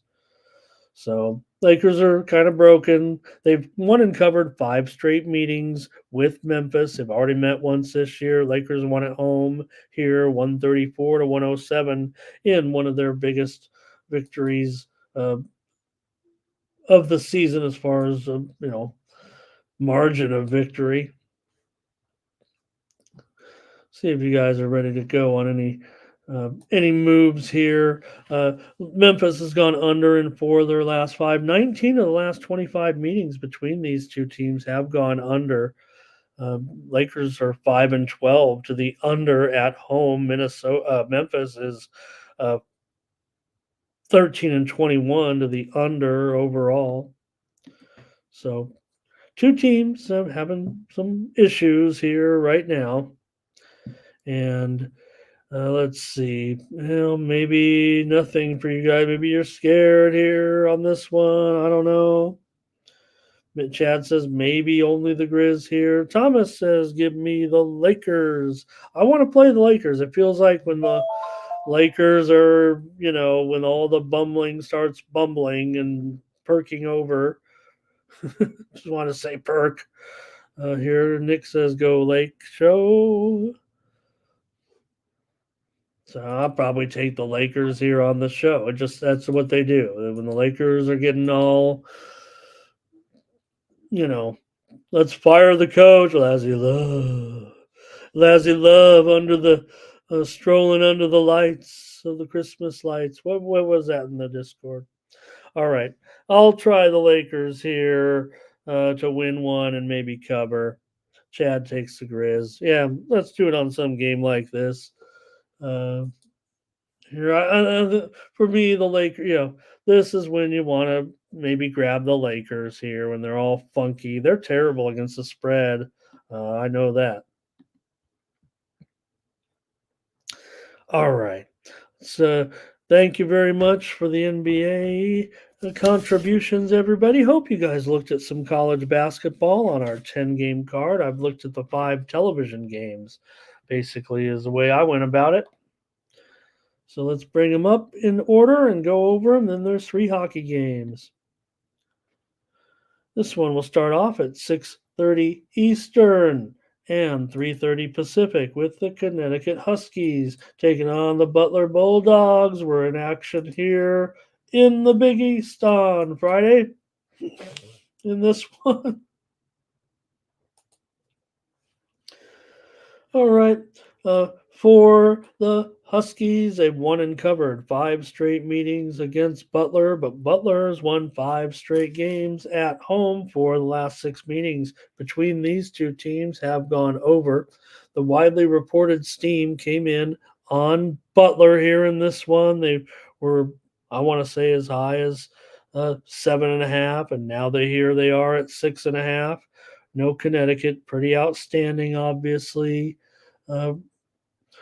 Right now, Butler, we know they're a great program, but for Connecticut, I mean, they really are good. They're a top, probably top. They are top 10 for sure. Maybe even you got them in your top 5. Their only losses, they did start the conference season with a road loss at Seton Hall. They also lost to Kansas. Those are their two losses. They're 12-2 conference wins here over St. John's and DePaul to kind of get things going for Butler. They come in also with losses, two losses in a row, both of them in conference here. On the road, including a road overtime loss, their third overtime game this season already. They lost to Providence, however, and they're 1-2 in conference right now. So a little bit worrisome here for Butler taking on a Connecticut team that has been rolling them here of late. Connecticut surely on a roll at this point, but oh, man, to lay some points here when you're in Hinkle. Really, really tough situation, I would think. So I don't know. I want to take the points bad. The Sharps apparently have been coming in already on Connecticut. I don't know why they do that. That doesn't seem like the Sharps, so that worries me a little bit. Here is Butler and the points for Dre. And Perky's got Connecticut as his you-know-what play of the day. And Thomas says Connecticut wins, Butler gets the money. So he's got it as a close one. All right. This total's been bouncing around. I'm not sure I can get with the total. If anything, look, Butler is a little bit of an over team. We'll say Connecticut 1-4 to the under on the road so far. All right. I'll go ahead and side with Butler here. Give me the points. They can hang in there. Connecticut's great. Don't get me wrong. Hey, Joseph Alvarado. Hello. Nice to see you. Great to have you. But yeah, go ahead and give me Butler in this one. They are 6-3 against the number at home so far. So I'll take Butler and the points. Already two losses in conference. That's pretty, un-Butler like here. I mean, last year they definitely fizzled. You don't want it to end up like it did last season, but you got to wonder right now. So I'll try him. I'll try Butler, but man, I might be off of him after this. If I say that, I'm still going to give him a 50-50 shot in every game. Who am I kidding? All right, Miami of Ohio on the road here against Toledo. This one's on CBS Sports Network at 7 Eastern and 4 Pacific. We got double digits here to talk about. That's okay. We're looking for games to talk about today. And I'm showing, in fact, I just want to make clear on that first game. I guess we're just kind of into it, but Butler's only getting 4.5 now, so pretty significant move there in that one. Sorry I didn't update that one, you guys. It was moving on me here right away. I don't know if this is Steam, but Butler here on that last game is definitely down to at least -5, if not 4.5 now. So if you like Connecticut, as I would say, the value, even though I like Butler, I'm not saying Butler's the value. I don't think Butler. Connecticut is the value here in this one. I'm taking Butler, but man, that was a significant move there all of a sudden. All right, here is Toledo laying the points here, 12 points against Miami O in this one, and you have for Butler here. I'm sorry. Butler, Miami O, and Toledo. There we go. All right. Toledo's won 5 straight games against Miami O, including also 5 straight wins over Miami O at home. These two teams last year met in their 3 meetings last season because they also met late in the tournament, but it was Toledo. They got the money in 2 of the 3 meetings. Miami of Ohio got the cover at home last year in an 81-78 loss. Will say the totals on these 2 games, 159, 160, and 166 in their 3 meetings last year, and it only went up for the last 5 meetings here between the 2 teams in Toledo have gone over. Miami's gone over in 4 of their last 5 games on the road here this season.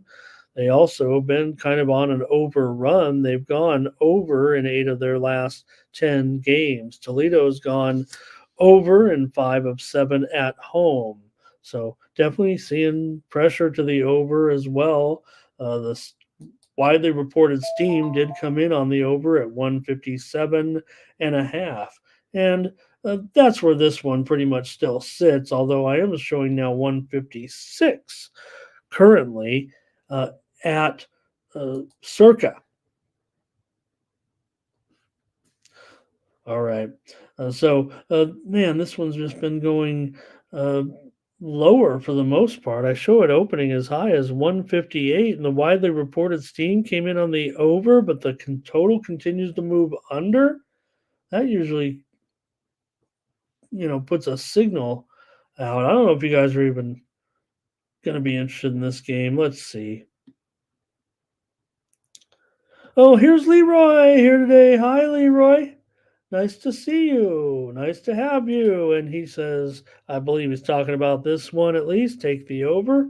Like I said, the widely reported steam on the over here in this one. I don't know if I could do it. Oh, my goodness. Ray's going over as well. Here's our Tomps on the under. I'll take the under.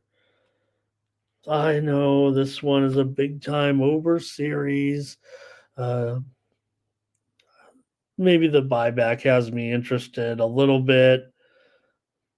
Miami of Ohio last game, they lost at home against Western Michigan, 83-74 as a 5-point favorite. They've lost 4 of their last 5 games. They did beat Vermont at home, 70-69. They were actually getting points in that one.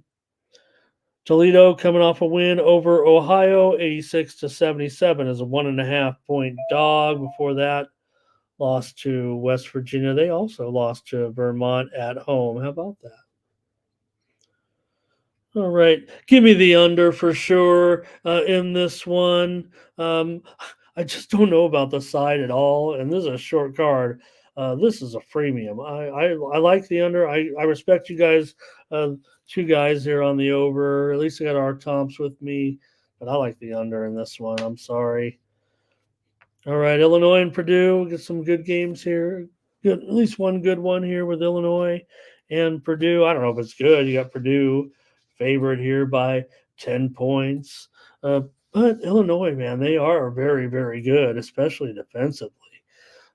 Purdue has won 5 straight games at home. They've won 10 of the last 11 meetings against the Illini. But if you've seen Illinois this year, I mean, they certainly look like a very, very strong team.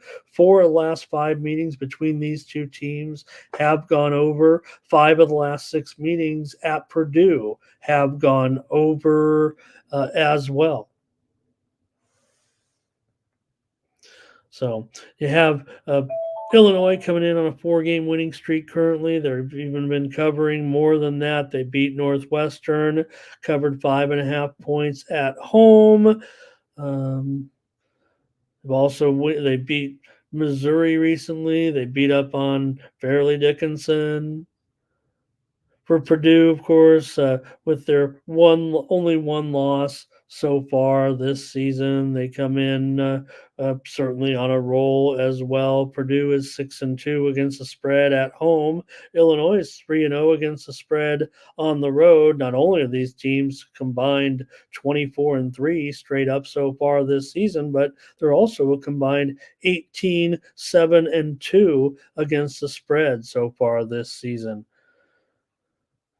So Illinois will mention also mentioned 3-0 against the spread on the road. They were underdogs, I believe, in all 3 of those games. So covered the spread as a dog here. And certainly a high-profile matchup that probably is going to have my attention on the dog here. But we'll see. Maybe I'll probably prefer the total on the show here at 153. I don't think we've seen any. What is it now? It is down to 151. Yeah, this thing's getting hit. I don't know if it's market wide here at this point. I'm just getting a glimpse of this now since I wasn't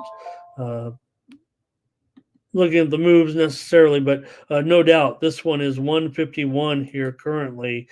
This one just got hit to the under. It actually got hit about an hour and a half ago at 153 and a half, but to see this thing down here all the way at 151 right now, that's the way I was already going to go. And it was as high as 155 and a half at FanDuel yesterday, at Bet Rivers yesterday. That's a pretty significant. I'll still take the under, but I'll just do it as a free play right now. I can't feel as comfortable about it. So just Illinois has a pretty strong defense so far. This is a pretty significant move. Both these teams have been going over for the most part this season. Purdue's 9-5 to the over. Illinois has gone over in 7 of their last 10. Poppy says, I got it way early. Ramon, you've got to wake up. You've got to play these on the night over. I want to say hello to Turkey's Tickets. I don't know if I can even know if it's, I don't think it's spammy. I just want to say hello. Could be just your name, and it says Sweden or USA. So it sounds like a legitimate comment to me. Just maybe has a website or something. So no problem, Turkey's Tickets. Great to have you. We already had some people chime in on that Sweden USA game today. So I didn't necessarily make a pick. I do think that U.S. is the best team out there right now from, checking in the action that I have, keeping it on there with these matchups. But, man, hard to ever want to, not take Sweden as an underdog in a matchup like this. So that's the only thing that kind of catches my eye a little bit in this matchup. So I don't know, kind of torn on it. USA obviously has been hot coming in. We had some folks in there with the chat. Here's our Tomps on the under. I'll just go under on the show. Thomas, that's the I want to say it's I don't know what the books might have it listed under. I mean, it could say world championships under 20, or it could say IIHF under 20. So let me see here.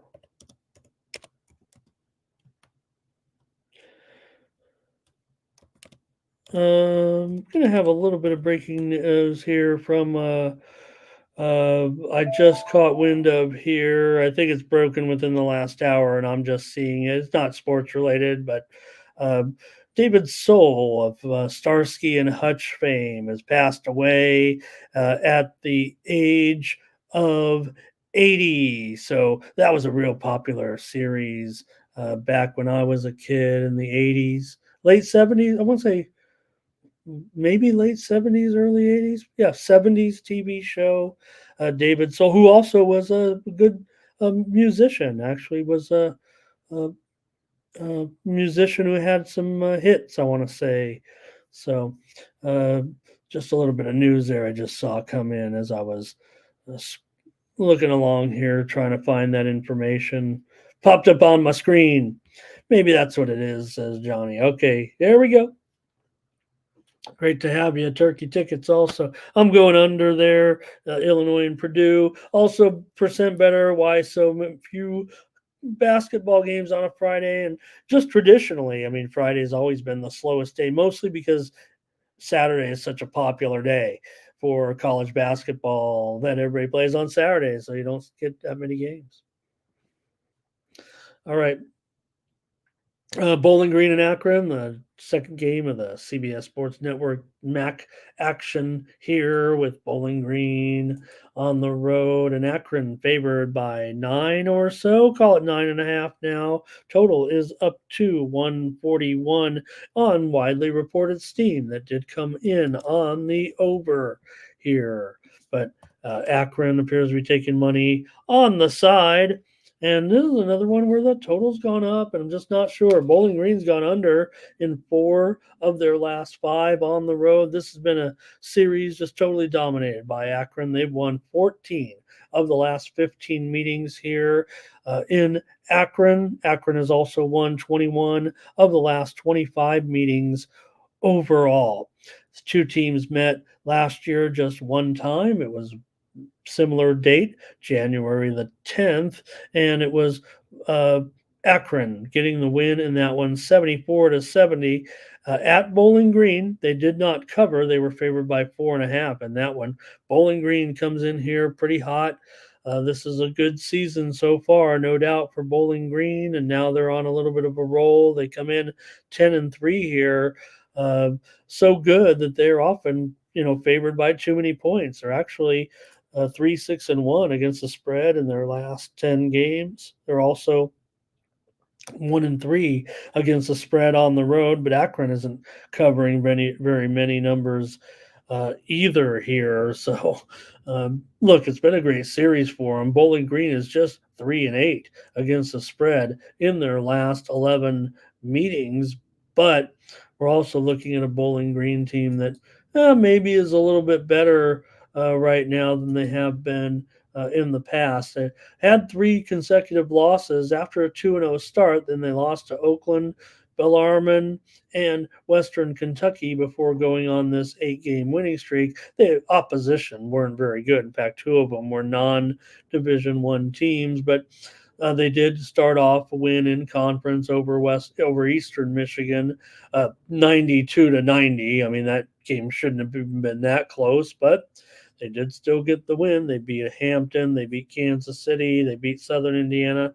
Not the greatest of schedules for Eastern Michigan. Akron, with their 4 losses so far this season, maybe even a little bit more notable. Some of the names: Bonaventure, UNLV, Drake, and Utah State. They also have a couple of non-Division I wins, but their recent wins over Northern Illinois, Gardner Webb, Northern Kentucky, and Bradley. So maybe just a little bit tougher of a schedule, but nonetheless, you do have Akron 5-0 at home so far this season, straight up. So anything for you guys here in the MAC?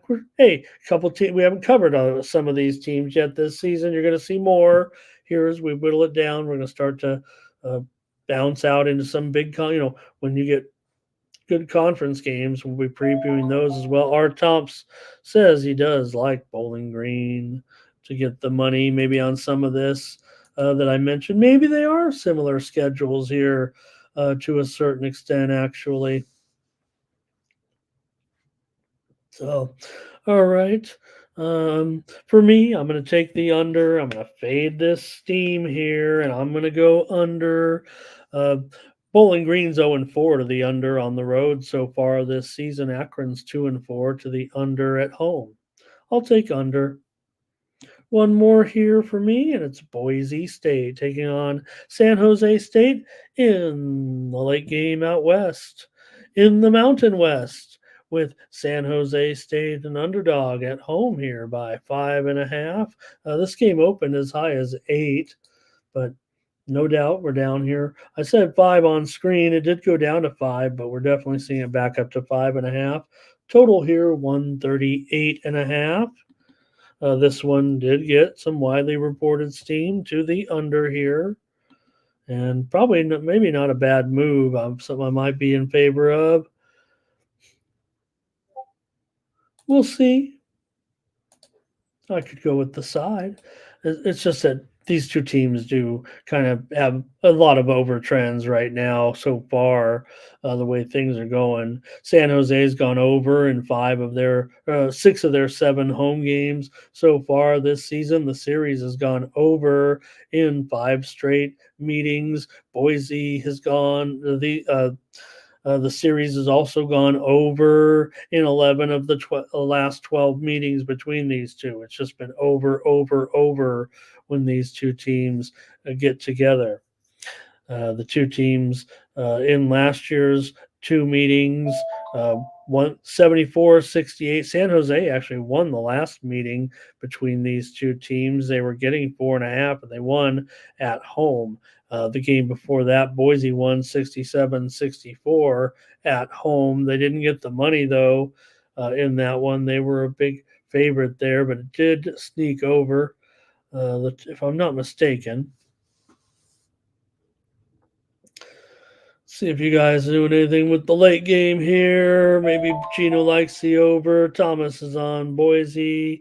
Maybe Bruce likes the over in this one. Like I said, trends all point to the over. It feels to me like the Sharps are, I don't know, feels like to me like the Sharps are on the under here between these two teams. So, all right, that's, man, I guess I'm going to have to make the call.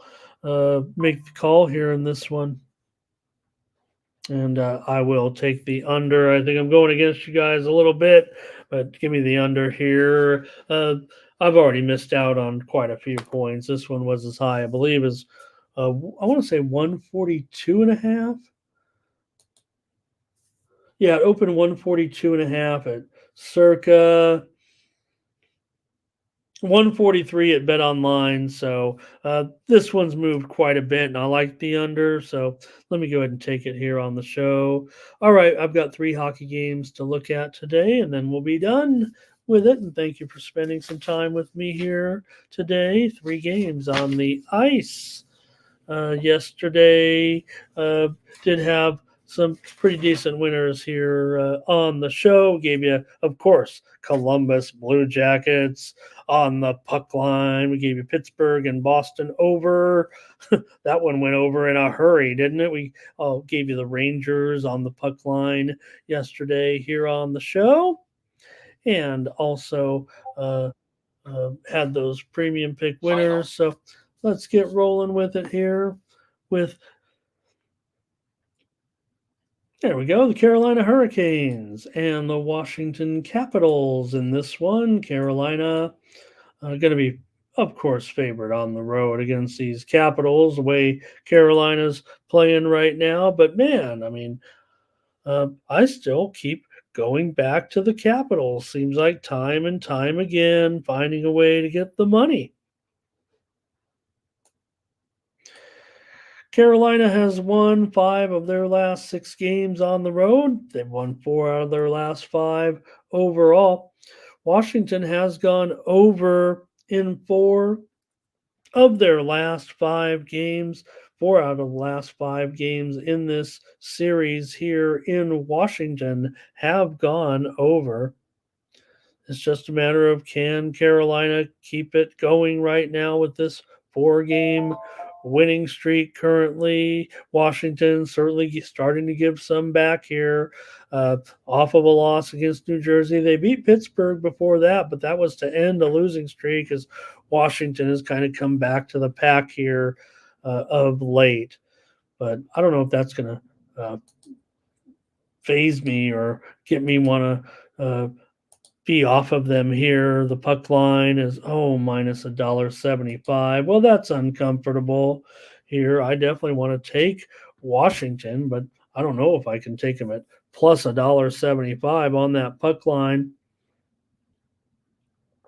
Even though I'm expecting a close game here. Total currently at, I like the over a lot. I'm going to take Washington on the puck line at minus $1.75 in this one. With only 3 games, I've got to be very selective here with my premium picks. I'm not going to give it away, even though I just did, but doesn't matter. You'll get my subscription, won't you, this weekend? Grab my packages here for 3 days over at tonyspicks.com. I'm going to take the Capitals. I'll lay $1.75. Look, we've done well. Capitals have been kind of a money team, I would say, as far as the puck line is concerned this season. So why not grab them again here? Look, at home it hasn't been as good, but Carolina 7-15 on the road on the puck line, also 12-22 on the puck line as a favorite. Capitals 13-11 as a puck line dog. So I'll take the Caps. Puck line. And Dre says, and he knows, I mean, he's there, but yeah, they've been lucky. They've kind of maybe been using, however they've been getting it done. I mean, don't forget, they're still have 18 wins so far this season, 18, 12, and 6, or whatever their record is. So, hey, Ray says go over. I think we're in agreement there. Turkey's ticket says go ahead and, you've got the Hurricanes in strong form right now with that current winning streak. So wine time, hello, nice to see you today. Great job last night on your show. And our Tom says, give me the Hurricanes over. All right.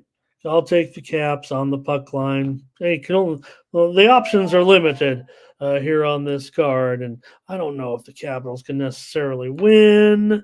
But look, it's $1.75 for the favorite. Those are always the weirdest, right? You're looking at $1.75 for the favorite, yet still $1.75 on the puck line. How about it? Okay, here we go. Blackhawks and Devils. Oh, it's going to be hard to ever fathom wanting to get on the Blackhawks at this point. Maybe this could be a spot. Maybe you could take them plus 2.5 here. It does seem like the way the Sharps want to play this one that, the price is probably still a little too high. Yeah, maybe 2.5 goals I can sneak in there and take them plus 2.5 goals, but I don't feel like I want to take the Blackhawks publicly in this one, but just might have to. I think this will be more of a competitive spot. I mean, they can't lose them all, can they? They've had a 4-game losing streak right now for Chicago, coming off losses to the Rangers and to Nashville, and before that, a couple of losses to the Dallas Stars. For New Jersey, they're off a 6-3 win against Washington. Before that, they lost to Boston. So just really like the total here, and I want to try to maybe I'll just have to give out the total because I like it a lot, and it's hard to want to even try to recommend Chicago. New Jersey's won 5 of the last 6 meetings between these two teams. New Jersey's gone over in 5 of their last 6 games. They've also gone over in 12 of 18 home games, but Chicago is 9-12 to the under on the road. 4 of the last 6 meetings between these two teams in New Jersey has gone over. And we're dealing mostly with 6.5s here anyways. I mean, I like the over, you guys. Gosh, can I just do it here? I'll take the over.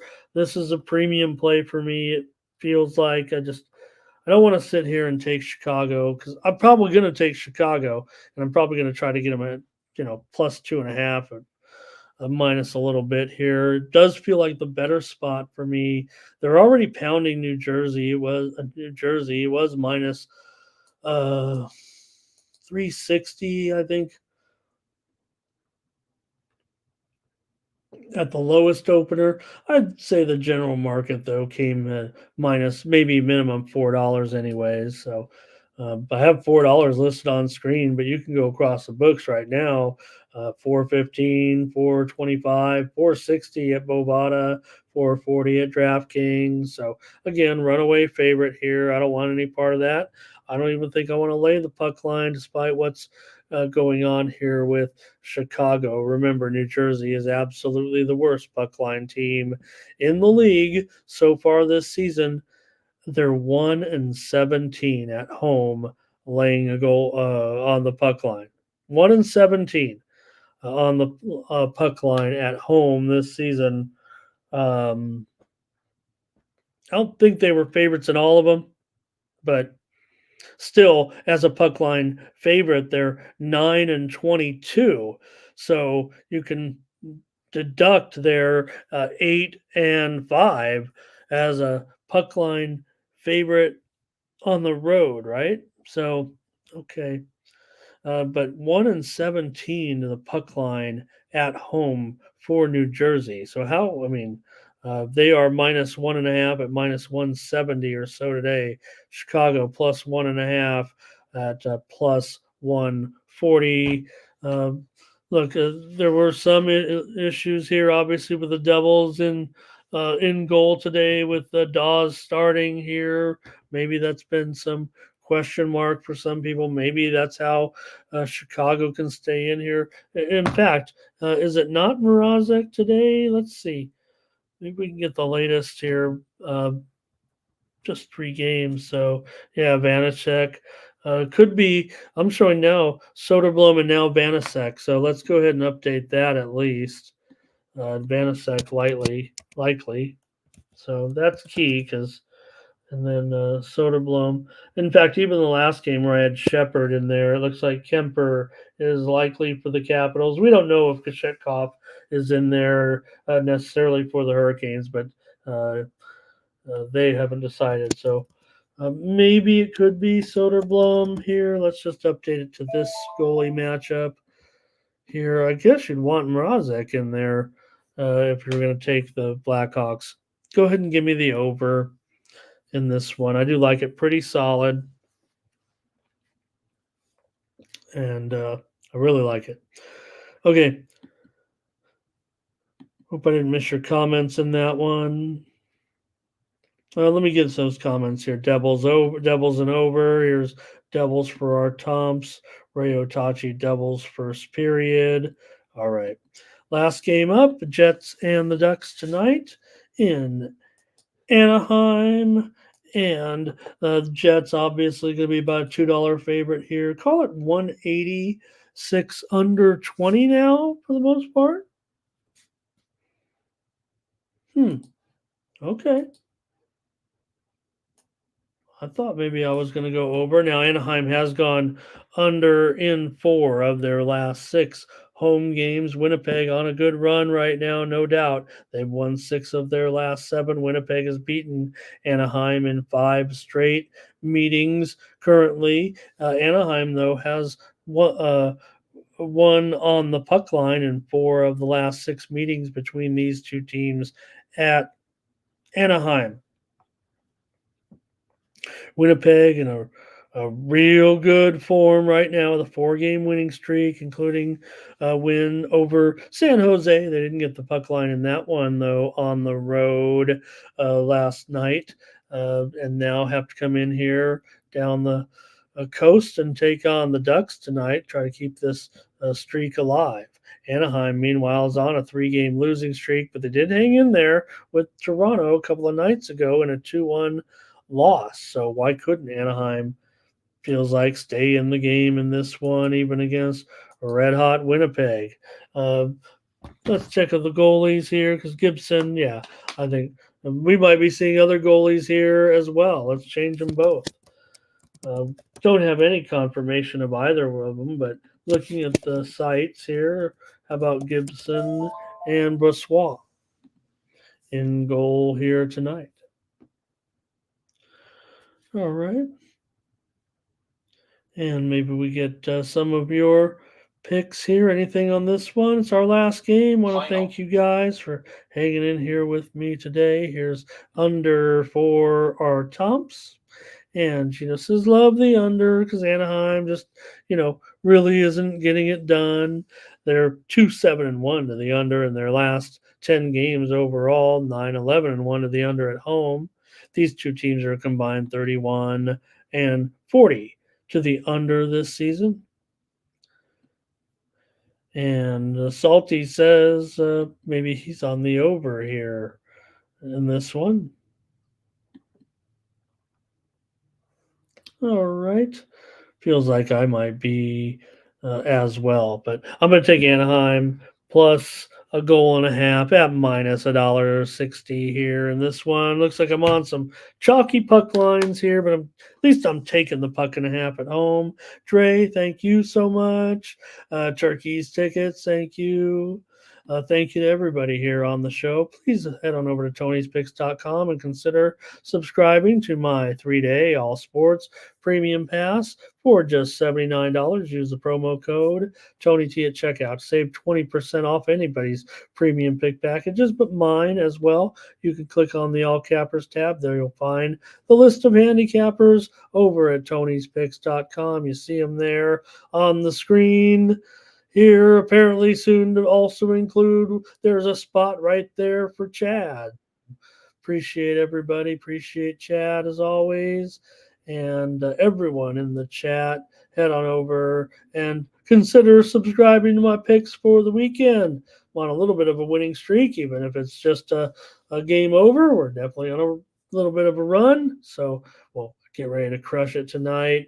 Appreciate you all. I'll be back tomorrow with more morning steam at 9 a.m. Eastern and 6 a.m. Pacific. We'll preview NFL. How about it?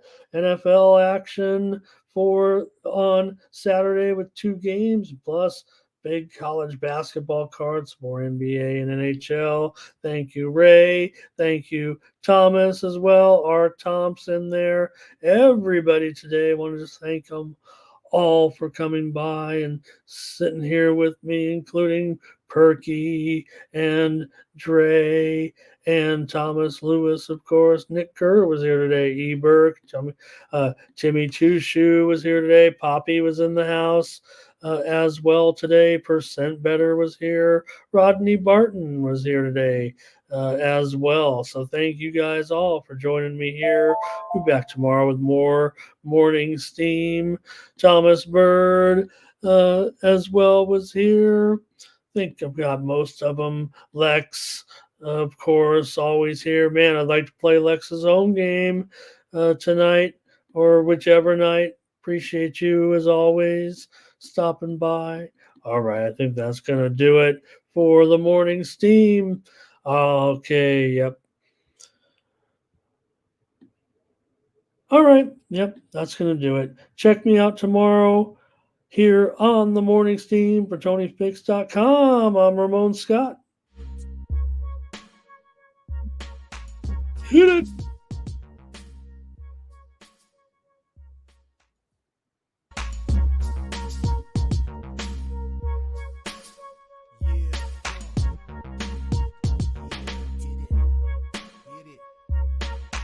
Can it be showing up with Tony T? Yes, Ramon SEO. To the double TV funnel and these bookies like 1, 2, 3. They tapping out and we cashing out. It's plain to see. The morning scheme is the A